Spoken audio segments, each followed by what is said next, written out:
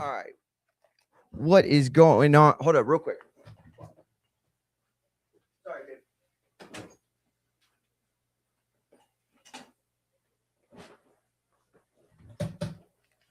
All right, guys, we are live. Sorry, I was running a little late.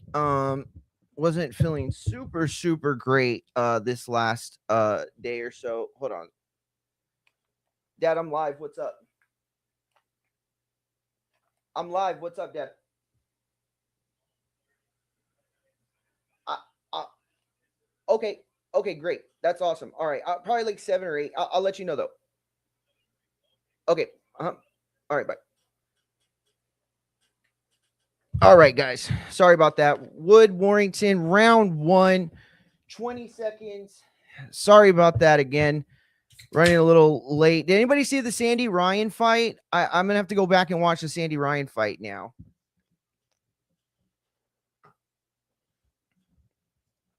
All right. Wood in the green, white with gold trim.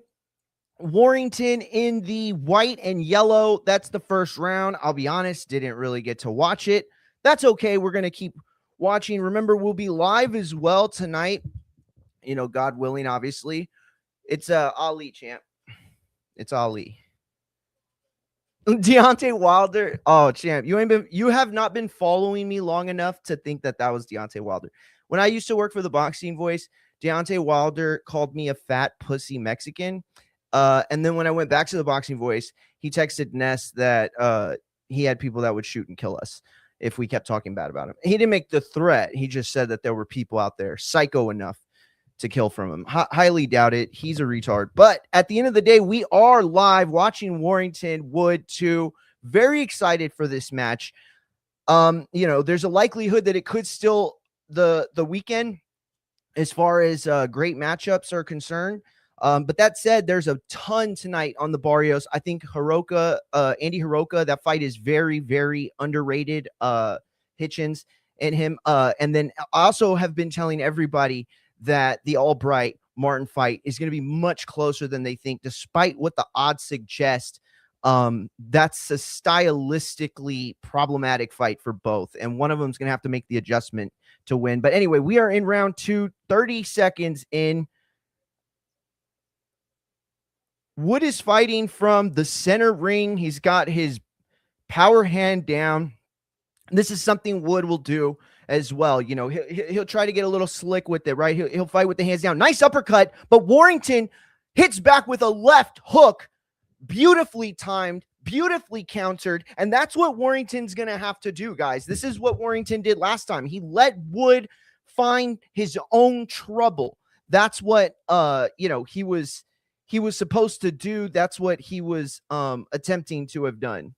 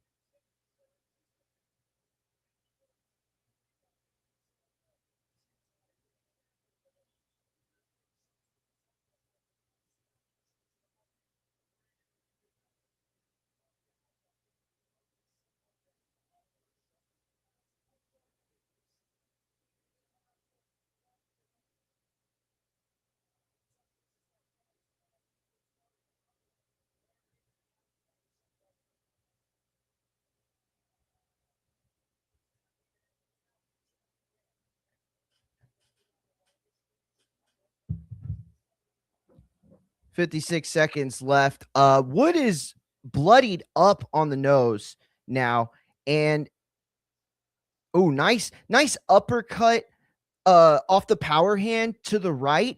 I don't think Wood is in a position to make that second shot like really count very much, but I do think that's and a big right hand from Warrington pushes Wood all the way back. It just feels like every shot Warrington lands has so much more promise, has so much more intention, has so much more reaction from Wood. Whereas Warrington either has one of the best fucking poker faces of all time, or he's just a fucking dog. And it's probably a little bit of both, but He's certainly proven the latter. That's a good question, Al. Hey, appreciate you, Al, for being on. Appreciate everybody else in the chat. Yo, 702 Man Cave in the building, champ. You watching the fight? If you watching the fight and you want the link, let me know. I could put the link in for you, champ. Oh, I didn't even text UK Rob. I should have texted UK Rob.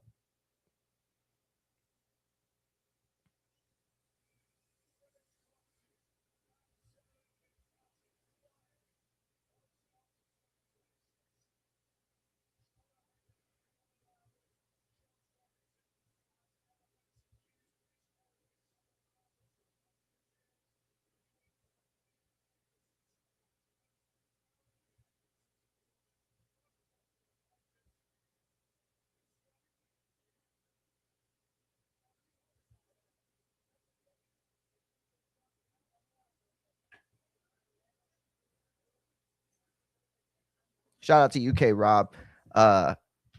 One of my favorite all-time UK people in the world. And by the way, I used to work for a UK publication. Most people don't know this.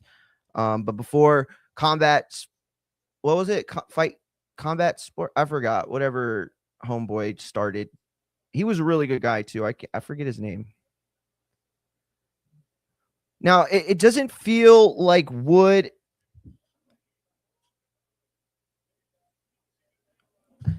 It doesn't feel like Wood is like doing anything but setting up like just like point moments, right? He's gonna have to make Warrington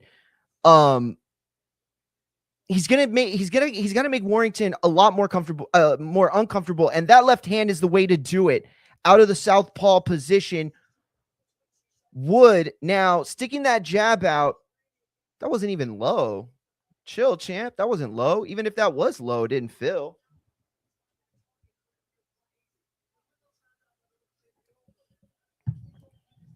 What? No! No!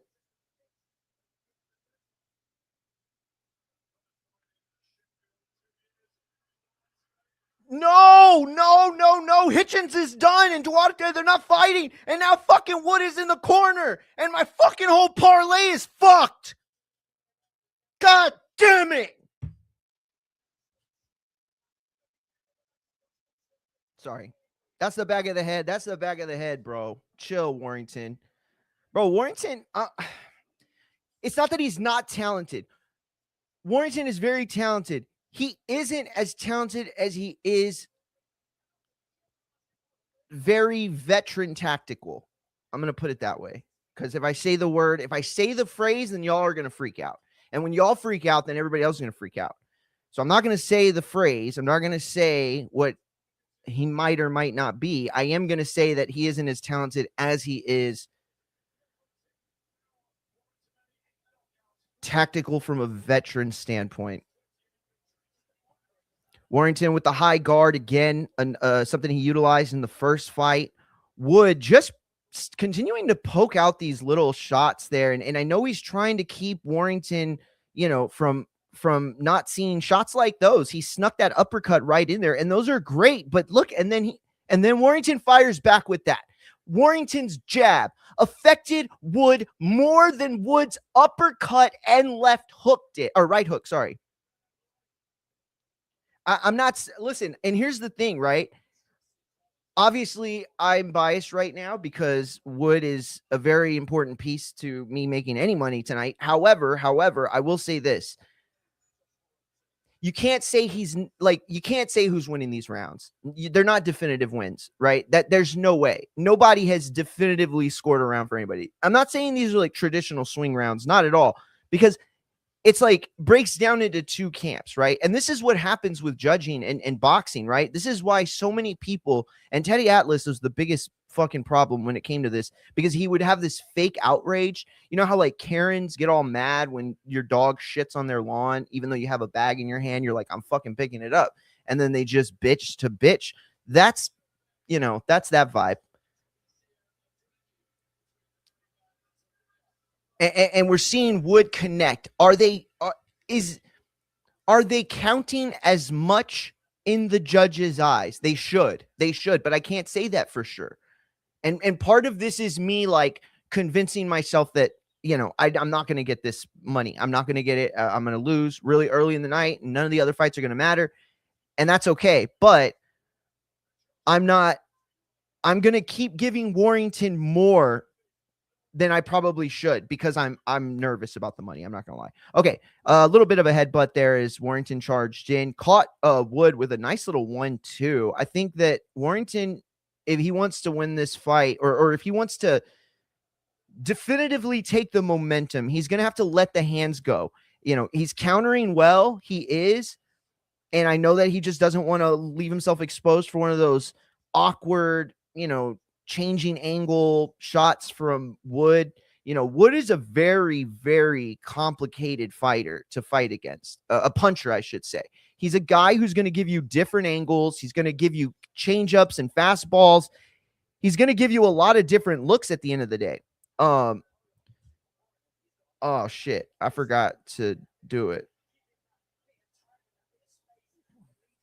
Damn, bro, Hitchens got sick. So I didn't even see this. So they said it was a bad second day weigh-in. Hitchens got sick. Duarte, it's off. Dude, that sucks, bro.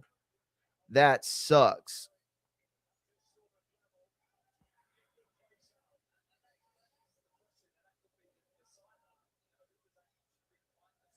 All right.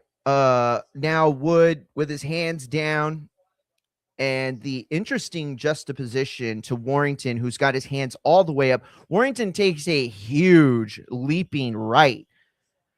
Gambled, he gambled more with that one punch than he has all fight. Most of the time he's let something go. It's been under the guise of catching Wood, like that, like Wood in the middle of exchanges, and then he just got caught with a huge left from Warrington.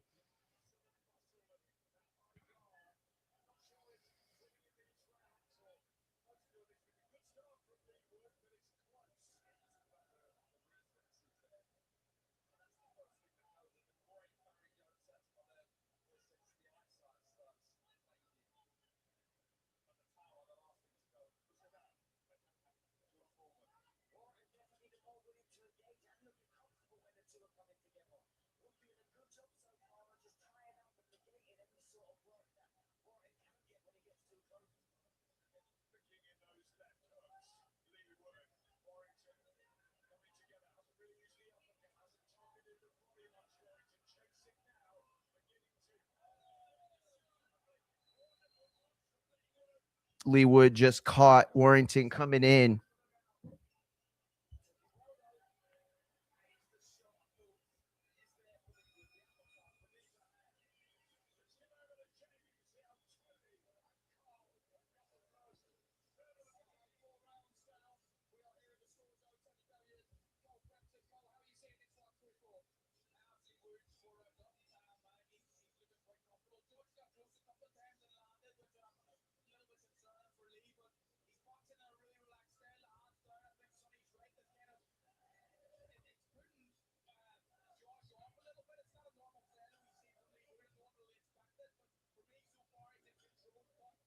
Yeah, I feel the same. I feel like Lee Wood is doing more. My fear is in some of those rounds, do the few Warrington shots that meant something mean more to the judges? Again, it's like you got to score the entire 3 minutes. You can't just score one aspect of it. You know what I mean? All right. So we are in round 5, 2 minutes, 56 seconds. Oh, shit. What? Yeah, I got it on right here. Yeah, your Dr. Pepper's right there. Okay, do you have, what's it called? Do you have a charger? They're all right there, brother. All right. We are in the 5th round, 2 minutes and 35 seconds. Wood is looking more and more comfortable. Warrington is starting to be the one that looks more and more like, not unstable, but like, just more jittery. Oh, and a nice 3-punch combination from Wood really put it on Warrington. Warrington seems like he's struggling to really find a place to land on Wood. Your Dr. Pepper is in the thing, Ryan. If you want it. Oh, my bad. Here, you can have this one. No, you're good. No, I can put it there. Oh, okay. You just get that? You want to come? Okay. See you later. Bye, buddy. Because I was watching the. All right, we are round 5, a minute 45 left. Wood is in again, the green, white with the gold trim, and keeping his position center ring. He's been doing it throughout the fight. Oh, and a nice uppercut with the left from Wood. Now a stab jab to the body. That wasn't a jab. That was a left hand from Wood. It's not that I forget that Wood is a southpaw. It's just that I don't know. I don't know what it is. Warrington now trying to be first a little bit more with the jab and you know, things like that. Yo, Wood looks so locked in right now, though. He looks so locked in right now, bro.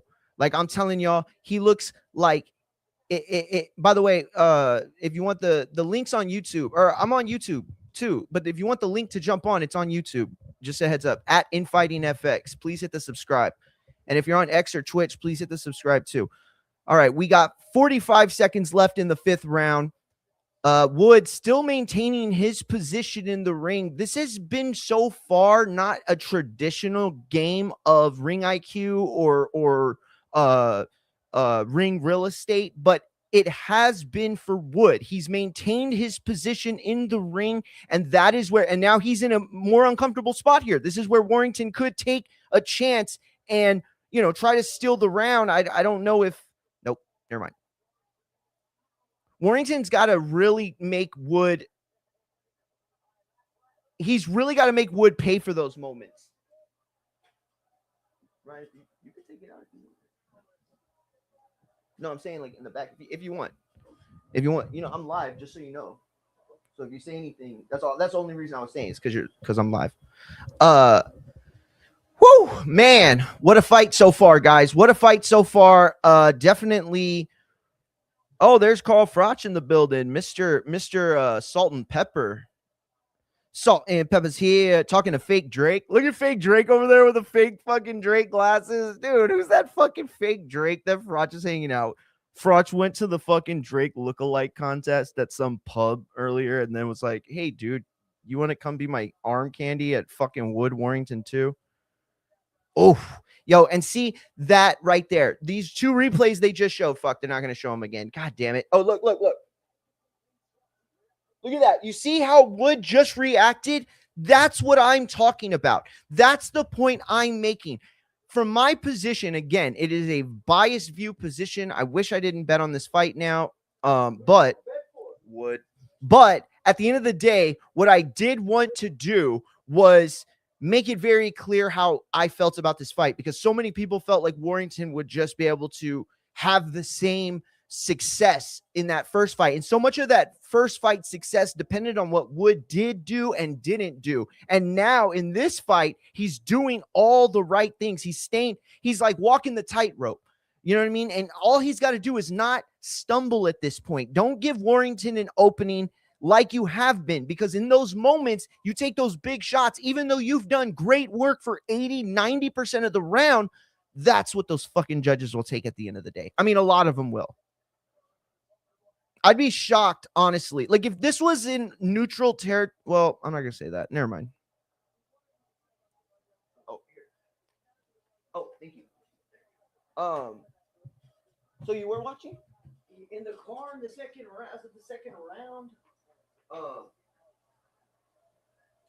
Yeah, it's tough, dude. I should not have bet on this fight. I shouldn't have. I'm like so pissed at myself because I'm fucking like, I feel like I can't watch it right. I feel like I'm giving so much credit to Warrington when I shouldn't be, because you voted for Lee Wood. I did, but that's the way my brain works. My brain is like, no, I'm gonna lose, so this guy's doing better. You know what I mean? Like, even though Wood is, I feel like maintained more of the fight. I feel like it. What do y'all think, chat? You're live. How long are you live for? 21 minutes.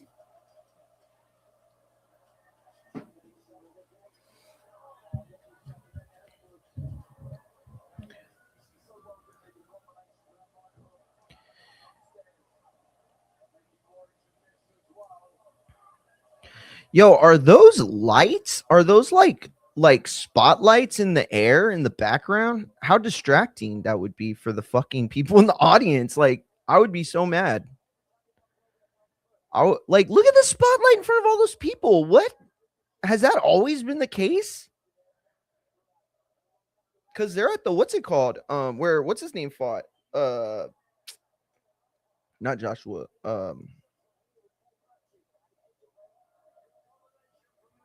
Yo, Wood just looks so locked in, bro.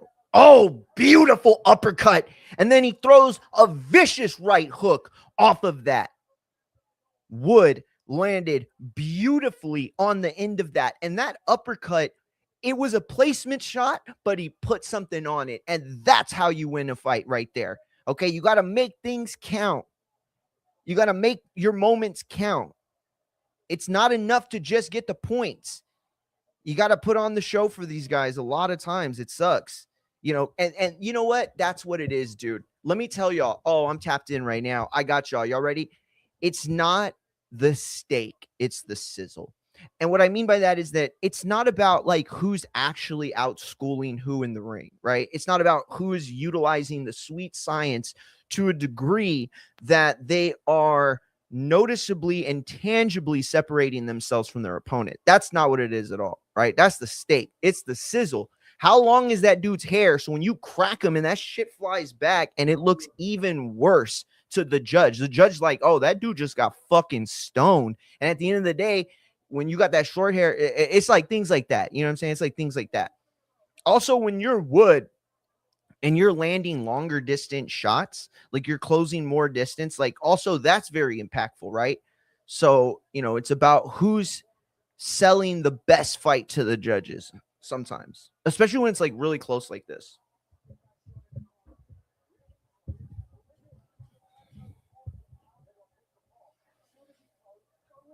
Soon as he throws.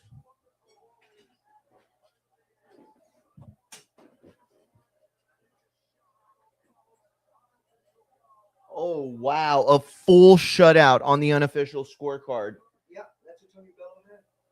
See, I would say after like the third round, I feel like Wood was like really in control of the fight. Before that, it wasn't. I don't feel like any of those were guaranteed Wood rounds, except for the first. So I didn't see that round.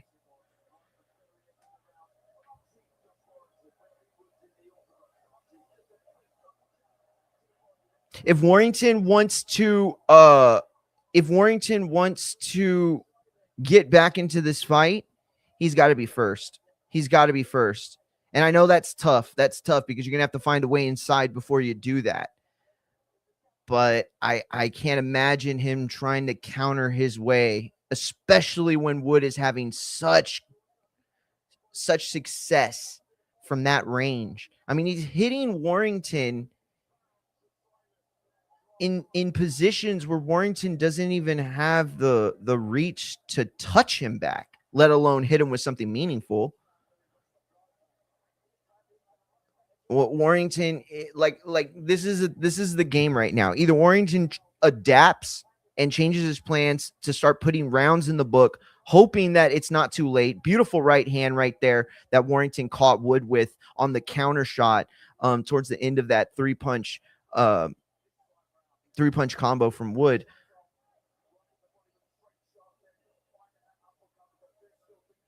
Dude, what the hell? What? Duarte and fucking Hitchens? Oh, hey, Warrington. I didn't even see it. By the time I got home, it was over. No, the other Sandy Ryan? Huh? Sandy Ryan. No, the other one. Oh, the Zawa. Yeah, I didn't watch it. I mean, I watched some of it. I recorded it though. Oh, beautiful shot from Warrington. Just a beautiful, strong power right. And he looped it a little bit, just a little bit. And I like that. You know why I like that? Because at the end of the day, it shows a different angle. You know what I mean? Like the punch that hurts the most is the one that the guy doesn't see coming. That's just the truth. Oh, dude, Hitchens Duarte, I'm fucking pissed, dude. It's off. You didn't see the messages? The group text? What happened? UK Rob says that Hitchens had a bad second weigh-in. This is what happens, guys. Listen, we talked about this earlier this week on the show, and wow, I didn't think that the example I provided was going to get such a fast and immediate example. You know what I mean? But yeah, we talked about this earlier this week. I think. I know I saw Max Kellerman and Mike Coppinger on the Ring podcast from Monday, and I saw it yesterday, but it was from Monday, and Max brought it up. The history of same day weigh-ins, why it was changed. The idea was that so many guys were coming out dry, on the same day weigh-ins, that they thought, hey, we'll do, day before weigh-ins and give these guys a chance to really rehydrate. Unfortunately, all it did was have people take more advantage of weight and weight classes. And, you go to these old school trainers, you go to these old school gyms, they look at you and they're already seeing 20, 30, 40 pounds cut off of you at times. And so, like Jake Paul was never really a serious fighter, because Jake Paul was never really seriously in a weight class, like not a weight class that made him a viable fighter. Not at all. That guy should have been fighting at like fucking junior middleweight or middleweight. He wasn't a cruiser. He's not a light heavyweight. Certainly not a super middleweight. But the problem is he carries so much weight because he took steroids. I mean, because he drank a lot of Celsius. Probably shrunk his dick too. I didn't say that. I'm just kidding. This is all parody, because I don't want to get sued. All right. Warrington now bouncing up around a little bit more. He's getting low. He's trying to find a way in. You can see he's working, and I appreciate that. When you are a guy like Warrington, you start to let like a lot of rounds, go. You start to get a little itchy. This could lead to a Wood knockout, or maybe not a knockout, but a knockdown, a stoppage, maybe. As Warrington tries to open up more, but right now it's just boring as shit. They're just both like kind of playing it safe, not not really like engaged in a fight. More in, it's still like a chess match. Like who's gonna be the driving force in this fight, and who's gonna be the reciprocator. That's where they're at now. Wood keeping that jab out as he's been doing. Warrington still just unable to find a way around that, unfortunately. We're in the 8th round with 1:05 left, and it looks like Wood is just slapping your boy up. It just seems like Wood still. Oh, my bad. No, I'm watching the fight On my phone. It just seems like Wood is so. I forgot what I was gonna say. My bad. We're in the 9th round now. Why are you watching on your phone that just died? You realize that it doesn't charge if you're using it, right? Yeah, it is. I mean, it does, but it doesn't charge as fast. It's fast. You can get it to like 50% in like 5-10 minutes. Dude, I'm not gonna lie. Ben Davidson looks as cute as ever. Ben Davidson. Huh?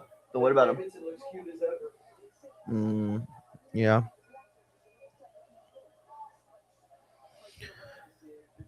Let's see. What do we got from my? Oh, Hey, shout out. Hey, Tapia, Michael, what's going on, champ? It's been a long. Yo, I went to high school with this guy. Michael. Let me tell you about this guy, Michael Tapia, right? This guy went to school with me, right? Short guy, about my height. I think he was in band, if I'm not mistaken, right?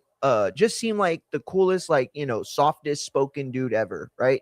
This dude's been boxing for like the last, I think, 10 years or something like that. After high school, college, work, whatever he did after high school, he just started boxing, bro. Like going to the gym. I'm telling y'all, like, this is a dude who I would have never expected to box, and not because of any like, gay machismo reasons, more just like didn't seem like a thing he'd be into. You know what I mean? So he was like very soft spoken.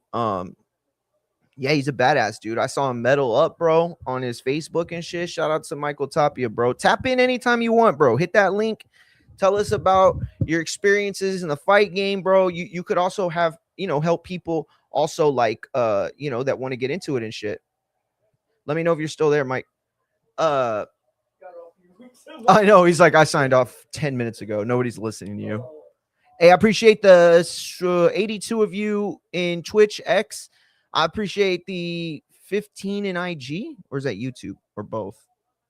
Whatever. 107 of you right now live. Appreciate it. Please tap that like. Please tap that sub. Please tap that follow. We'll be live for Barrios Garcia tonight. Apparently not for fucking Hitchens and Duarte, but we will be at the end of the day still live. So also we're gonna watch the UFC so that we can see Sean Strickland, aka the douchiest fucking person in the world. God, I hate Sean Strickland. He's just so gay. Like, just the gayest man I've ever seen. I guess that's what happens when you get...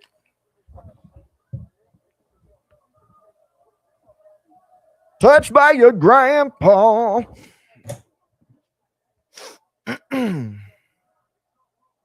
Guys, be professional. What the fuck? Weirdo shit.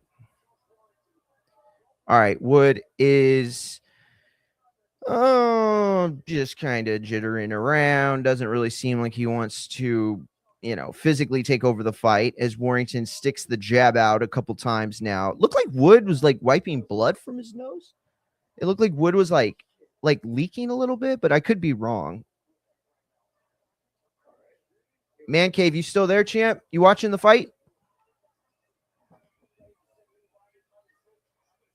Dude, it's kind of boring, right?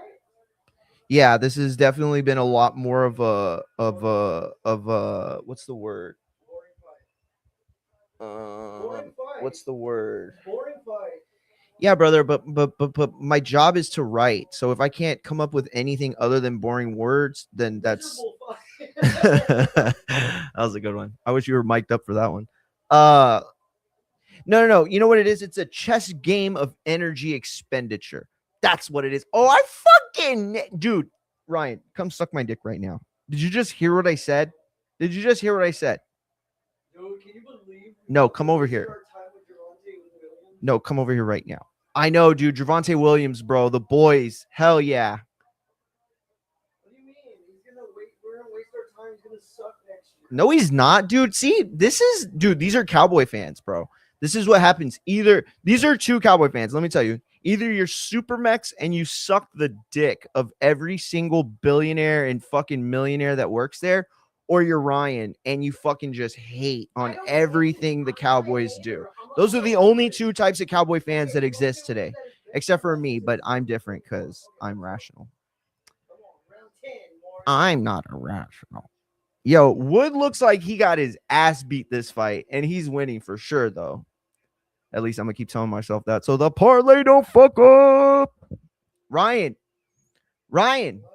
Dude, did you see fucking your boy and fucking what's that little retarded kid that's Mexican in California and he's a bitch and he got beat up by Ryan Garcia? What's his name? Oblivion. You saw Oblivion? Bro. They kicked his ass, right? Who did? Somebody did? I don't know. Oh, I don't know shit. No. Listen to me, bro. He was riding in a car with some cab driver, right? And this cab driver happened to be Devin Haney and his little sister's fucking babysitter, bro. Oblivion and your boy Keyshawn in the back. He turns around and he says, y'all ever seen Devin Haney's little sister? Turns around, shows him the phone, and they're like, oh, bro, this guy's a fucking pedophile. He'd been fucking babysitting them since they were kids. Yo, listen to me right now. Y'all go look at that fucking clip. I'm going to show it to y'all. Yes, bro. He showed them a picture of Devin Haney's sister. Like, yo, check out this fucking ass. And it's like, bro, you used to babysit that little girl. You fucking perv. You fucking sick ass Epstein piece of shit. And Oblivion's an Epstein piece of shit. And so is Keyshawn. Fuck Keyshawn too, bro. Y'all all Epstein pieces of shit. Yeah, I think he was in the clip. My bad. I better not spaz out till I find out for sure. Hey, can you find out for me, please? Dude, I'm watching the fight. Nah, bro, you missed like 9 rounds. Come on. Bro, if you're not going to sit here and be my Jamie, then what the fuck are you even worth? Jamie, look that shit up, Jamie. Like that, and Hey, when I start getting paid like that, then I'll pay you like that. All right, I thought chingo. Hey, hit that like and hit that sub. At the official weigh-in on Friday, and then the IBF has same-day weigh-ins. Yeah. And he fucked up. Yeah, thank God they have him. Here's the thing: Hitchens would have lost. Hitchens would have lost to Oscar Duarte if the IBF did not save him tonight. There would have been a better chance of him losing. Yeah, but we're not talking about talent. We're talking about professionalism.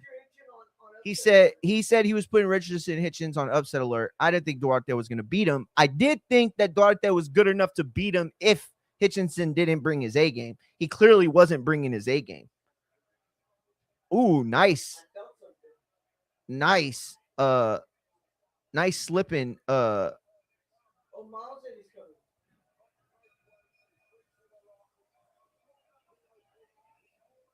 Dude, where are we going? What do you mean? Are we going to the house? After this? Yeah. I mean, it's gonna take me a minute.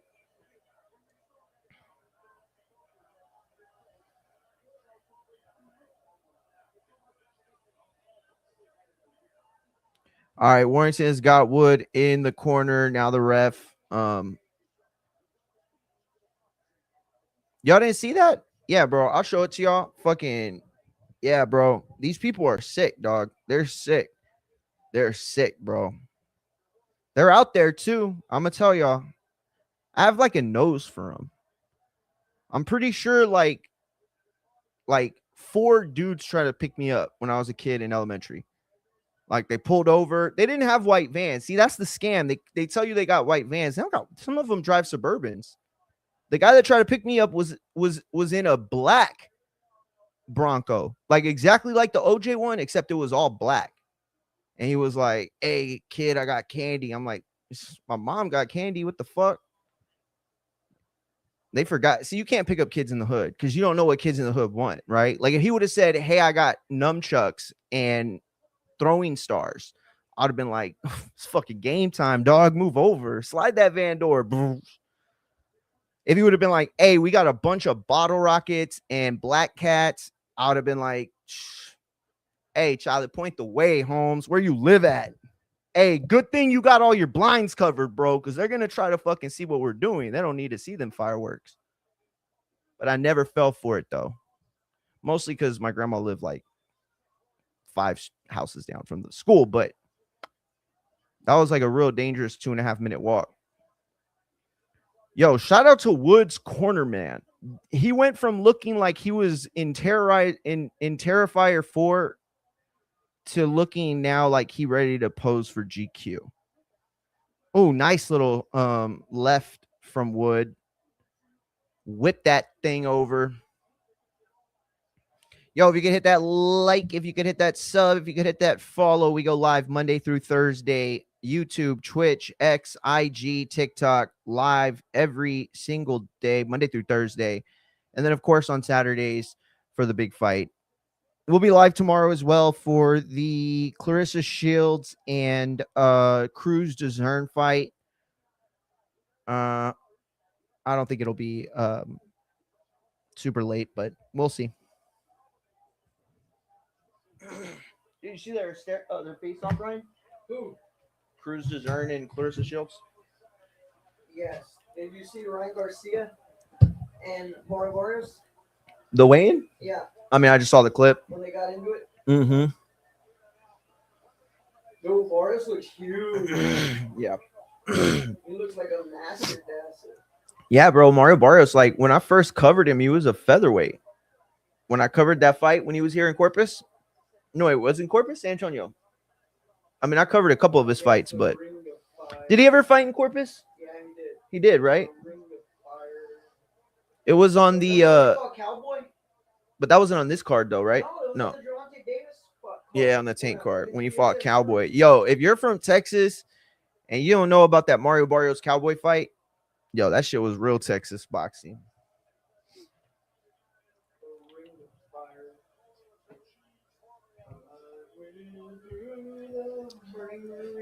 Now, I first met Mario Barrios there. That was the first. No.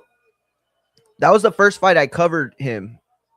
That was the first fight I covered him, but I actually met him at a Cowboys dance hall in San Antonio. I was covering damn, I don't even remember who was fighting. That's where Jermel Charlo and Jermal Charlo asked my coworker, who was my photographer that night, where the best taco stand was late at night in San Antonio.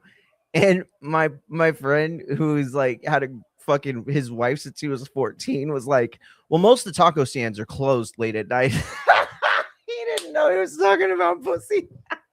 I started laughing, and Mel looked at me like, this motherfucker don't know what I'm asking.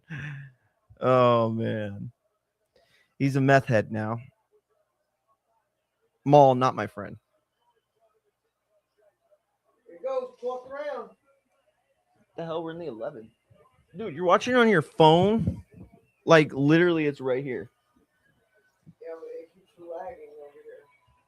It literally hasn't lagged once. Damn, this motherfucker has it a shutout.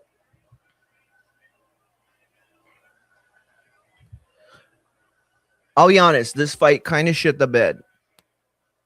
Kinda? Yeah, it definitely shit the bed. Kind of, though. Well then let's talk about why we're really here. And that is, Conor Benn is a piece of shit. There, I said it, dude. I said it. Conor Benn is a giant piece of shit, but he's smart. He's a smart piece of shit. Listen, if your whole idea or your whole goal is to get as much money as you can, then it's very, very smart to go all in, right, on a company that is going to overpay you right now. They don't have any real competition that's going to expose you. So all that's going to happen is you're going to come out as Zuffa, a free agent, worth more than you were coming in. So it's smart. Does it make Conor Benn, a disloyal piece of shit? It kind of does. I mean, is that a reason to like dislike him? No. I mean, there's a lot of people that are disloyal. I mean, he only gave one round. He gave him the 8th or 9th. Did you see that? Yeah.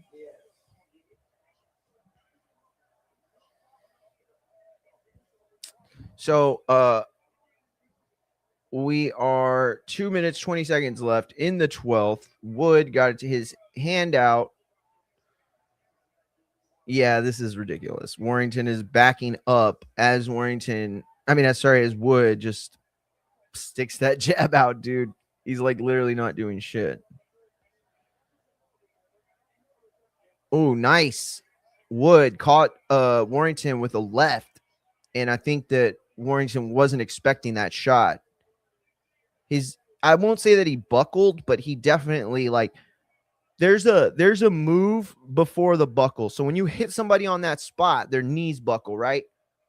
But when you hit somebody on that spot and it's just not hard enough to make the knees buckle, there's this pause that happens in the brain, and it's just like a millisecond, right? But you get hit, and instead of like your knee buckling, or instead of you just falling back, you get hit and then you freeze, and you're like, oh shit, for a split second.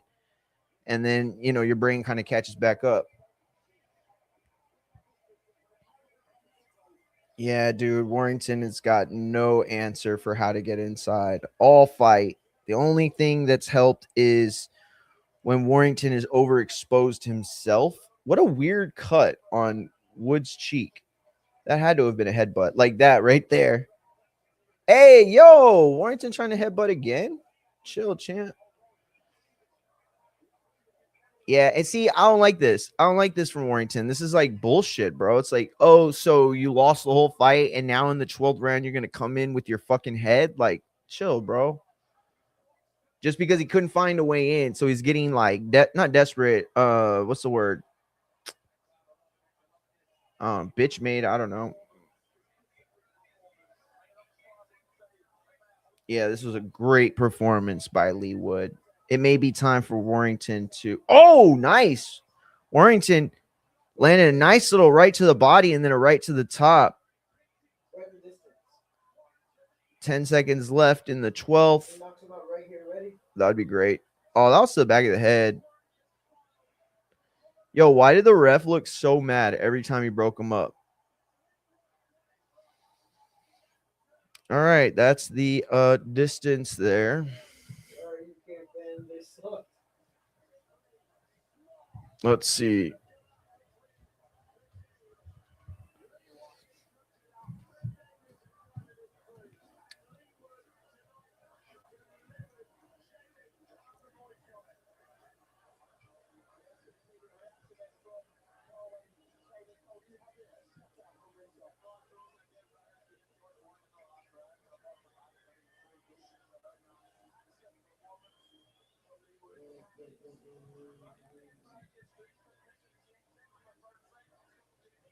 It's so crazy. Like, nobody seems to like Oscar at all.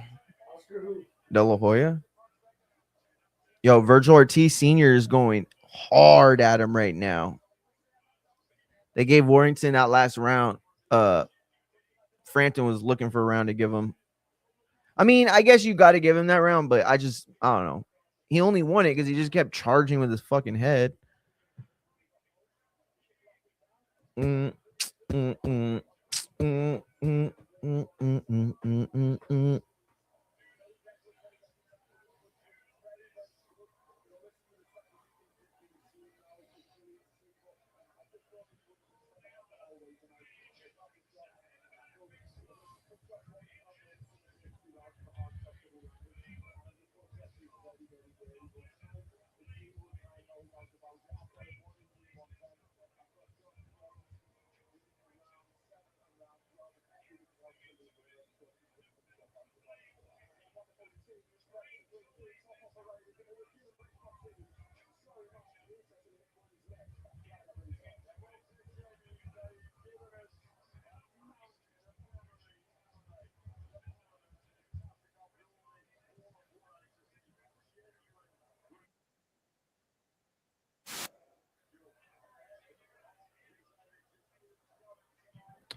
Richardson Hitchens is out of his junior welterweight title fight against Oscar Duarte due to illness, the ring has learned.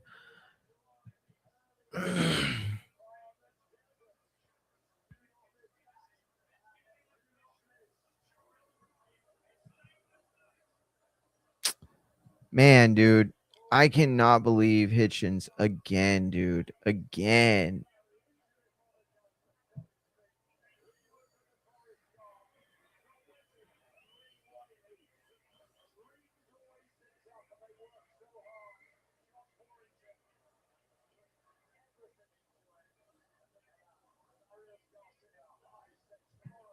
You know, Dan Rayfeld he said, let me show y'all real quick. Look what Dan Rayfeld said. This is about the IBF. He said, can y'all see this? Let me do this.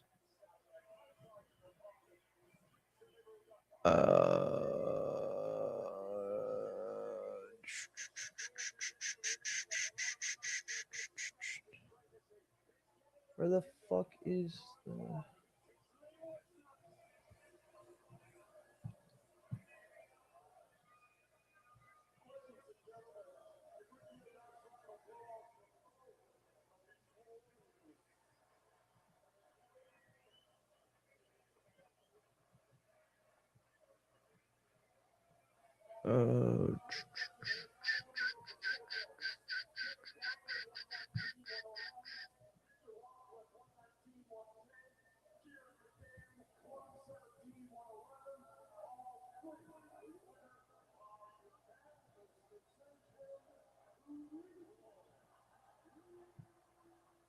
Leewood wins again.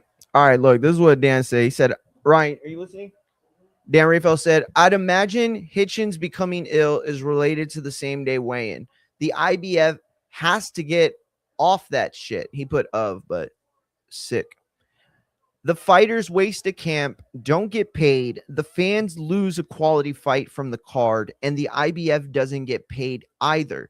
Just asinine rule. Now, I'm gonna just push back just a little bit here. Look, first of all, is it in the fuck? Where'd I go? There I am. What song are they singing? Look, he's taking his little girl to her christening after this. I don't know, she's got a church dress on.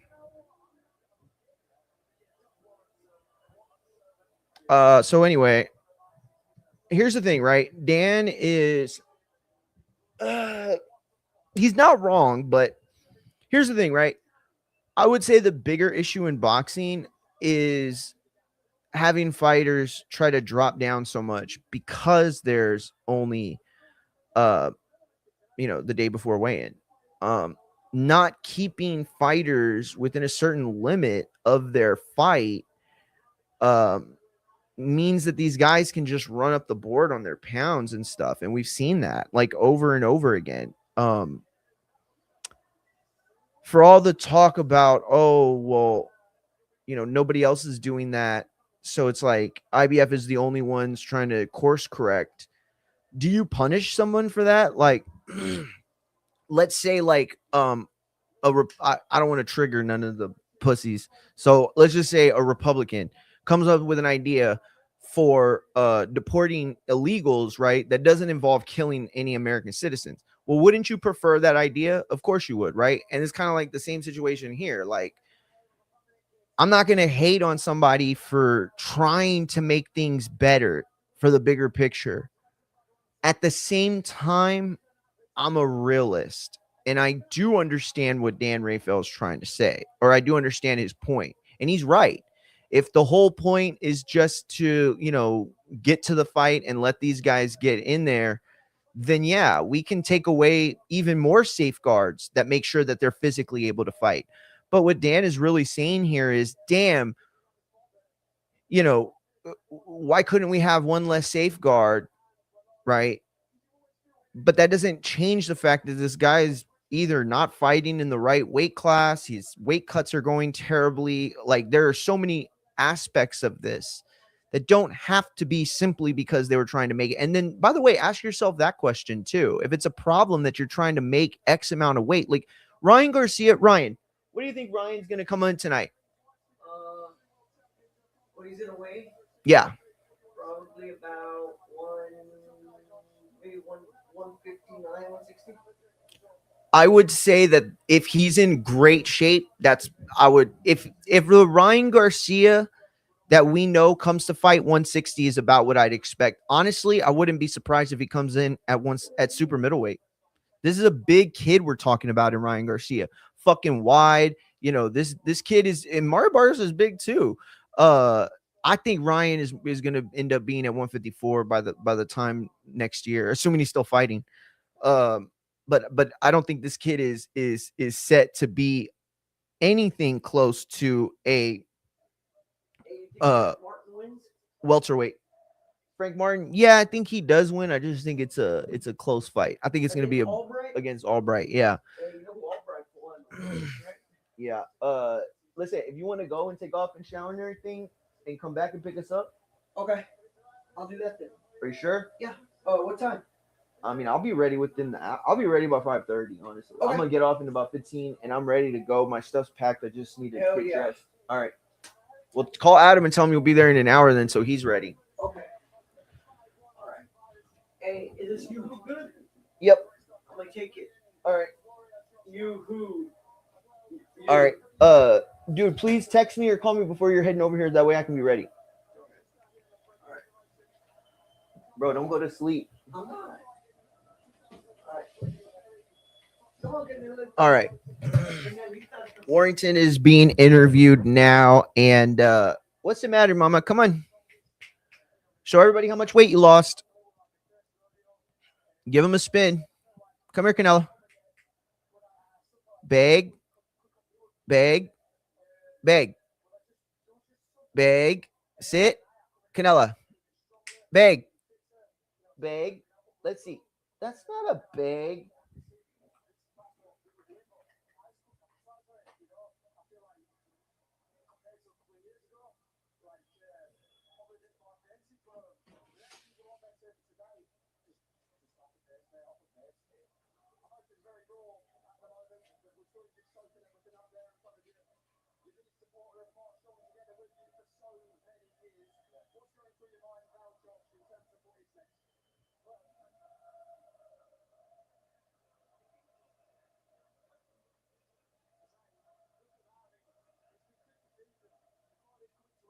Yeah, mostly.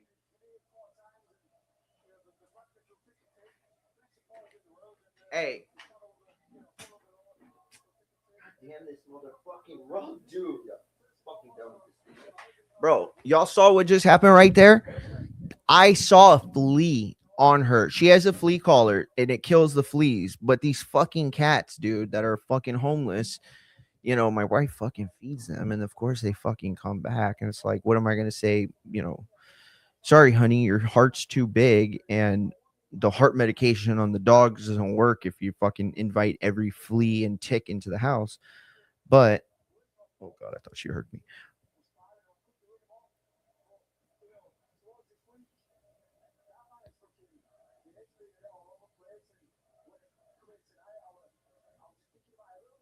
Why does what's his name always look like a Macaulay Culkin, like a Culkin brother? Warrington just sounds like nothing worked for him tonight. It sounds like he. Damn, look at Eddie, bro. He looks sad now.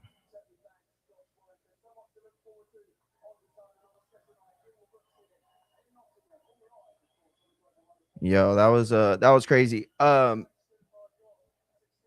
so I saw a flea on her, like white fur, a little black. Yo, that was like super dad shit. I'm just saying. I'm just saying, like that was like honed in. I saw the tiniest of dot, and it was like, and I got that bitch in the toilet, headed right now to the Corpus Christi sewer. Eat my shit, flea.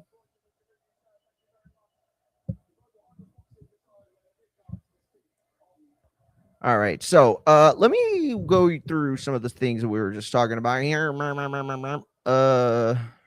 Abe, shout out to Abe Gonzalez. By the way, if anybody of you did not catch SmackDown, please go to fightsatw.com and check out my latest article recapping Friday Night SmackDown, a week out from Elimination Chamber. Trick Williams, that's right, Trick Williams, whoop that trick, ended up qualifying for the Elimination Chamber, and that is along with Randy Orton, Cody Rhodes, Damian Priest, and Javon Evans. So yeah, that sounds like way more interesting than it did a week ago. I'll be honest with you on that. Yo, this heavyweight fight is going to be so good, dude. I cannot wait.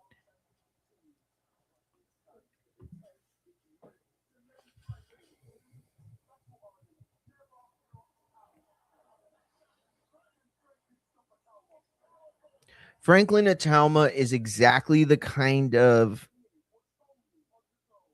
heavyweight fight you want to see for a guy at his stage.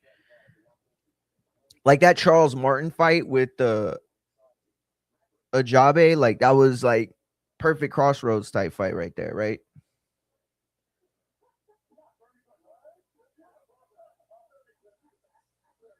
I like how Usyk, instead of like everybody, okay, so like Anthony Joshua got rich and he like turned into like this ultra, hip social athlete, right? And he's like dressed all fashionable and like, and then Deontay Wilder got money and wasted it on, I think, baby mamas. I don't really know. But anyway, the only point I was trying to make is that he bought a bunch of dumb shit, right? I think it was like a 1,500-pound suit that he wore to the ring. I think he bought a crown that somehow it makes you dumber. I'm just playing. I'm just kidding. I don't want his fake goons to come and shoot me. And so anyway, the point I was making is that what is this? Oh, Shakur Tio, like a what, like a post thing? Ah, damn, they're showing his hair popping up, bro. Damn, they did big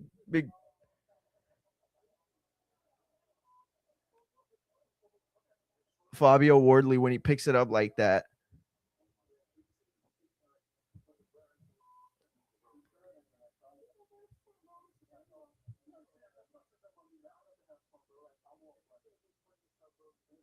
You know what was funny about that fight?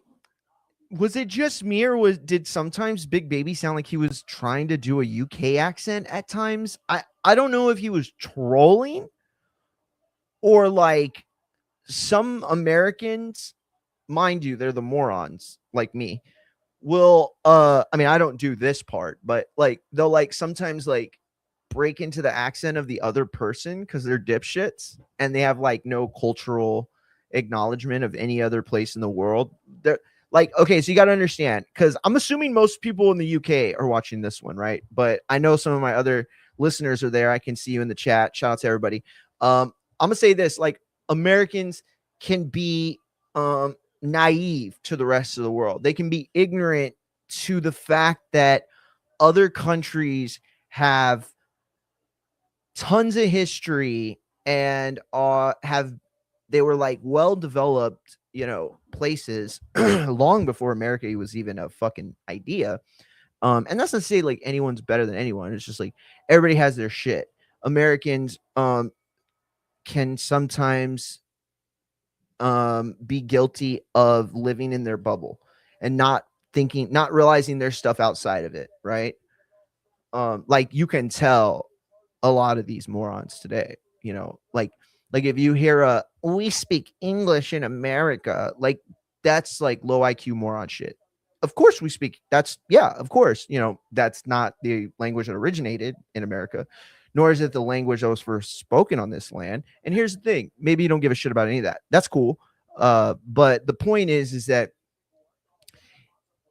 in the hierarchy of the world, when it comes to the most wealthiest, the most intelligent, the most capable, the most financially secured, speaking multiple languages is like a flex, right? Like it's a good thing to be able to speak multiple languages. It doesn't make you dumb if you don't, but it doesn't make you smart because you don't either. You feel what I'm saying, champ? So that's all the only point I'm trying to make on that. But it is what it is. Listen, we're going to take a look real quick at some of this stuff before we get out of here. Remember, we'll be back in like 30, probably like an hour.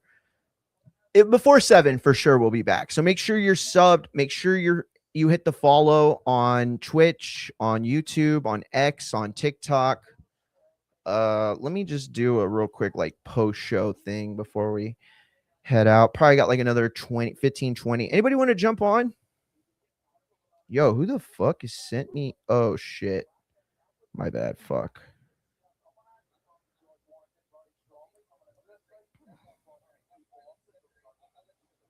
All right. So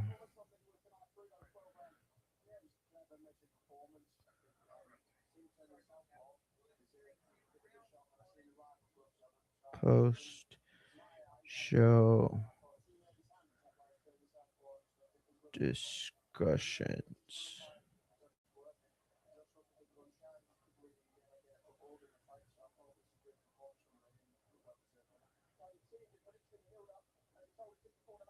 Other topics. Uh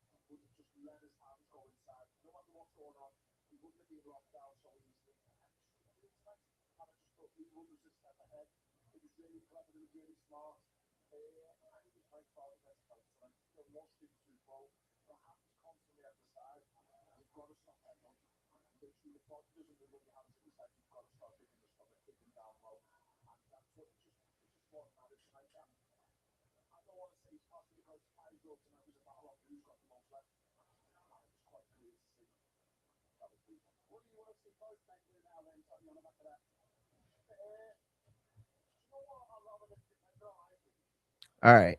So look, I'm gonna be honest about this one, right? First of all, real quick, Wood Warrington didn't live up to the hype of the first fight. I'm assuming that we're gonna get at least one more fight tonight that's gonna be way better than what we saw, if not most of them, because despite the fact that Richardson, Hitchens, and Duarte are no longer fighting tonight, if you have not heard the news, the IBF's or I'm sorry, I should say the Ring Mags. I don't even know who did. I think it was Coppage. Somebody posted it. It's everywhere now. Richardson Hitchens had to weigh in for the same day weigh-ins, which is a bylaw or a prerequisite for competing for or challenging or defending an IBF title. The IBF is the only sanctioning body out of the major four that has the same day weigh-ins with a cap on, I think it used to be 50. No, I don't remember what it was. I don't want to say anything wrong, so I'll look it up. But before we look it up, we'll just talk about it. Hitchens out, but plenty of fights left tonight. As far as this one, it wasn't super inspiring, right? It's not that Lee Wood is didn't have a good performance, because he absolutely did. I mean, anytime you can route somebody the way he just did now, bro, you got to give him credit for that. You have to give him credit for that.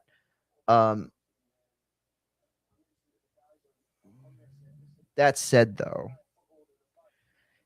does this make you want to see him and I don't know, who could we say?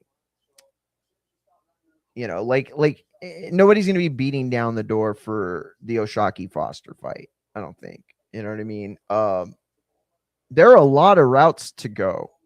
This was junior lightweight, right? Am I wrong about that? Was this junior lightweight?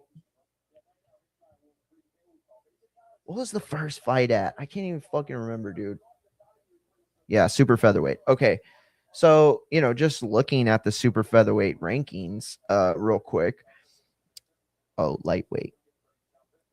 Just looking at the junior lightweight, you got Emmanuel Navarrete, and he's already scheduled for a fight against Eduardo Nunez on February 28th, which is next week, by the way. We'll be live for that as well, so make sure you hit the follow and subscribe button. And by the way, at Infighting FX on all platforms. No big deal, but I got them all the same. Whatever. No big deal. Hey, I mean, it's no big deal. The Boxing Voice only has the Boxing Voice on like 3 things, and it's like Boxing Voice on everything else. But hey, no big deal. Oshaki Foster at 2, and his last fight was back in December against Stephen Fulton. There is a lot of clamoring going on that there's a fight being set up, or that they're looking to secure their next date. I should say that. By the way, oh man, I did not want to even talk about this. Listen, I've been in this game for a really long time. Okay. Over a decade now. And I can tell you that I've secured some really great contacts that I dare to call friends. I'm not sure they call me friends or not, but these are people that I very much trust, very much respect and admire for what they've done in this game, and B, what they've taught me, both in and out of the biz.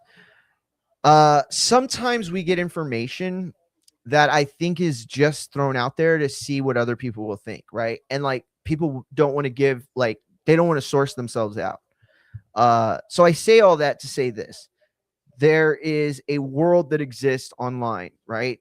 And it used to exist a little bit like on the 8chan type of network, not 8chan itself, but like networks like that, mostly like Reddit, right? And Reddit's still very strong in this regard. A lot of people that are like the cousins of like a fighter, or they're like, really close in camp or whatever the fuck, right? They get their burners, they make their accounts, and then they put the shit that their fighter wants out, or that the team wants out, but doesn't want to be associated with this. So I'm hearing that there are already rumblings about securing Teofimo's next fight. But what I'm hearing is it's a bunch of influencers that are knocking at the door. I don't know. Listen, and by the way, I'm not saying Tio's entertaining these offers. I'm not saying that any of these things are set in stone or set in motion. Not at all. But what I have heard is it's several different high value named influencers and influencer type fighters. I should say that too, right? Maybe guys that came over from MMA, I don't know, or maybe the UFC, I don't know. But anyway, yeah, Tio's name is pretty hot still, believe it or not. And I didn't think it wouldn't be, right? Because here's the thing, that Tio fight with Shakur, that was supposed to be like a thing, right? That was supposed to be like a thing for him too. Like, could he beat Shakur? I'm not going to say that Tio's now relegated to B-side only. That's not the case. Like, for example, like if Ryan Garcia were to lose tonight, right, to Mario Barrios, get shellacked, right? I'm talking about an absolute routing in the same manner of boredom that we suffered through in his Rolly fight. Well, then that's going to make it Rolly and Mario Barrios back to back. Now, you could lose to one and have an off night. You can't lose to both back to back, because then that's a data point, right? That's something that we can lock in and say, look, this is a statistic of you that defines your current place in the sport, right? And that's not to talk shit. That's not to like, oh, you suck, or oh, you were never good. Like, no, dude, like everybody's prime ends when their prime ends, bro. Like, did anybody think that LeBron James was going to still be fucking, hitting triple doubles at his age and being the oldest guy in the world to do so? Like, no, nobody thought that was going to happen. I mean, maybe some people, but ultimately we are in a situation where Shakur and Tio represent two different things in the same sport. So right now, Shakur's brand is super hot in the real sport of boxing, right? His name is being thrown out there, with everybody, and everybody's asking who could even beat this guy, because like at this point, I don't have him number one pound for pound. But I don't think you're wrong if you think he's the best fighter in the world. Pound for pound for me is not just about being that guy, but proving to be that guy, right? And those are different things. It's like trying to be the man versus trying to beat the man, right? You could earn that shtick, or you could just, try to convince everybody. And when you try to do that, yes, you're doing it with what you're doing in the ring, but you're also just talking to people and telling people. For example, if you saw Shakur Stevenson's interview on the Ring podcast this week with Mike Coppinger and the crew. And by the way, shout out to them. I know a lot of people are a little down on Max since his return back. They think that he's gone a little too shill, right? Like he's trying to convince us or sell us something. Like he sounds less like like some people think he sounds less like a commentator today and more like a used car salesman. And I'm not saying that's fair. I'm just saying that's the critique. But shout out to Cop, bro. And shout out to Shady, bro. Sean McVay. What's his name? Fuck, the running back from the Eagles. I used to hate him. McCoy. No.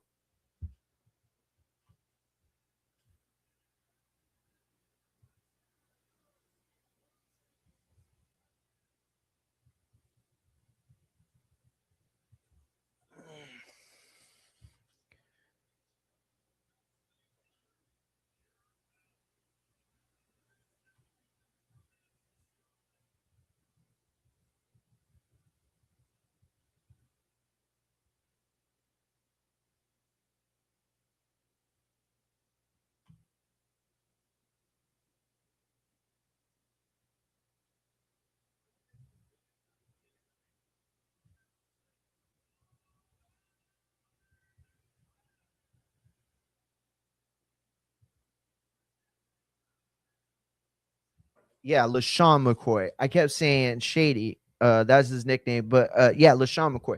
They're doing a great job. Mike Coventry's doing a great job. LaShawn McCoy's doing a great job.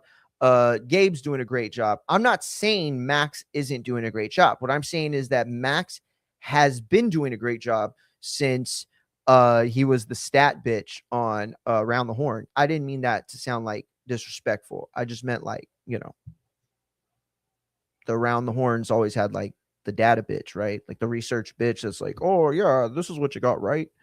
And that used to be Max. Max isn't that guy anymore, right?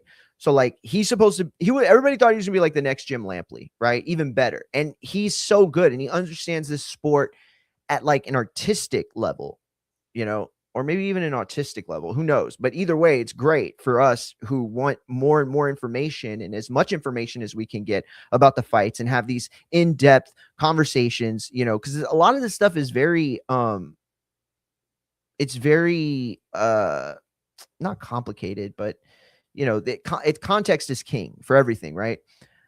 So anyway, what the fuck? So anyway, I'm sorry, I went all into this whole thing trying to find out LaShawn McCoy's fucking name. But the point I was trying to make was that the champ was on the podcast, Stevenson, and Shakur was asked about who he wanted to fight next, and Max brought up who did he bring up? Let me see. I think I have it. He brought up two people, right? First, he brought up Murataya. And no. Okay, I remember. They asked Shakur, who's that guy, right? Like, who's that guy that you see when the dust settles? It's going to be y'all two left standing. Like, these are the two best in and around the division, undefeated. And he said it was going to be Keyshawn. That's what he said. He said Keyshawn was going to be that guy.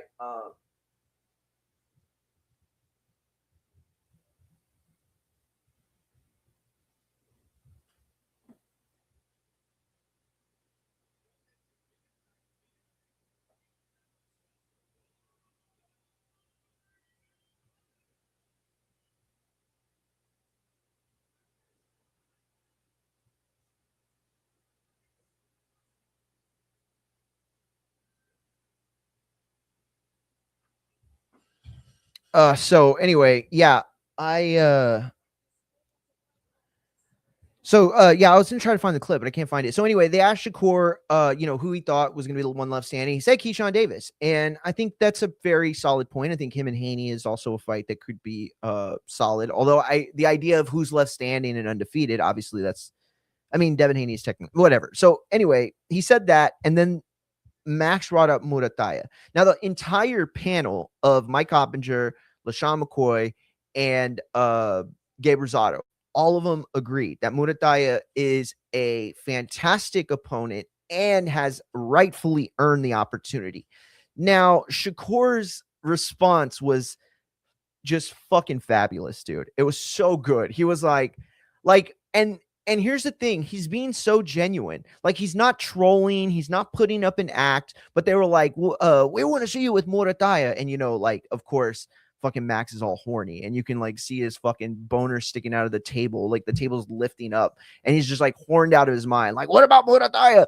And like Shakur's response is just goated, bro. Just goated. He's like, well, damn, I don't want to make y'all feel bad. Like, I know y'all think it's a good fight, but like what's going to happen is at the end, y'all are going to say, damn, I wanted to see this fight. And it's so fucking hilarious because he's dead serious, dude. And like, I kind of understand that philosophy. Like, when I played baseball, I was 5'4", and I was playing with dudes that like the average height was like 5'10", right? Like everybody I played baseball, I mean, not everybody, but every team in our district, in and around the area, 3A, 4A, 5A, every team had at least one guy who went to D1. My team, we had 5. The teams that we played in district, week in and week out, one team had 2 guys that ended up going to the pros. Another one had 1 guy that ended up going to the pros. 3 that played semi-pro ball. I mean, it was like at least a dozen guys that I went to school that I played baseball with that were, like way, way better than me, and also like had a future in like D1 and pro ball. But I fucking played, and I fucking battled. I fucking worked my ass off because I had to, bro, because you're so short. But that was the thing, is like I would tell myself going up to bat, this dude's not fucking shit, right? We played this one kid, Reagan, if you know anything about that school in San Antonio, one of the best football, baseball schools in the last 40, 50 years of Texas. And if you know anything about sports in Texas, you know that most Texans are better than everybody else because we get to practice year round. California, Florida too. But at the end of the day, what happened was I had to build this mentality where I knew I wasn't as good as them. I knew I wasn't as tall. I knew I wasn't as strong. I knew that they were going to play at Baylor and UT and Rice, and I was going to be lucky if I went to Texas A&M Kingsville, a D2 school, and played. And that mentality of convincing yourself, you need that. Even if you're wrong, you can't think that you're wrong. You gotta, and that's why so many fighters and athletes sound like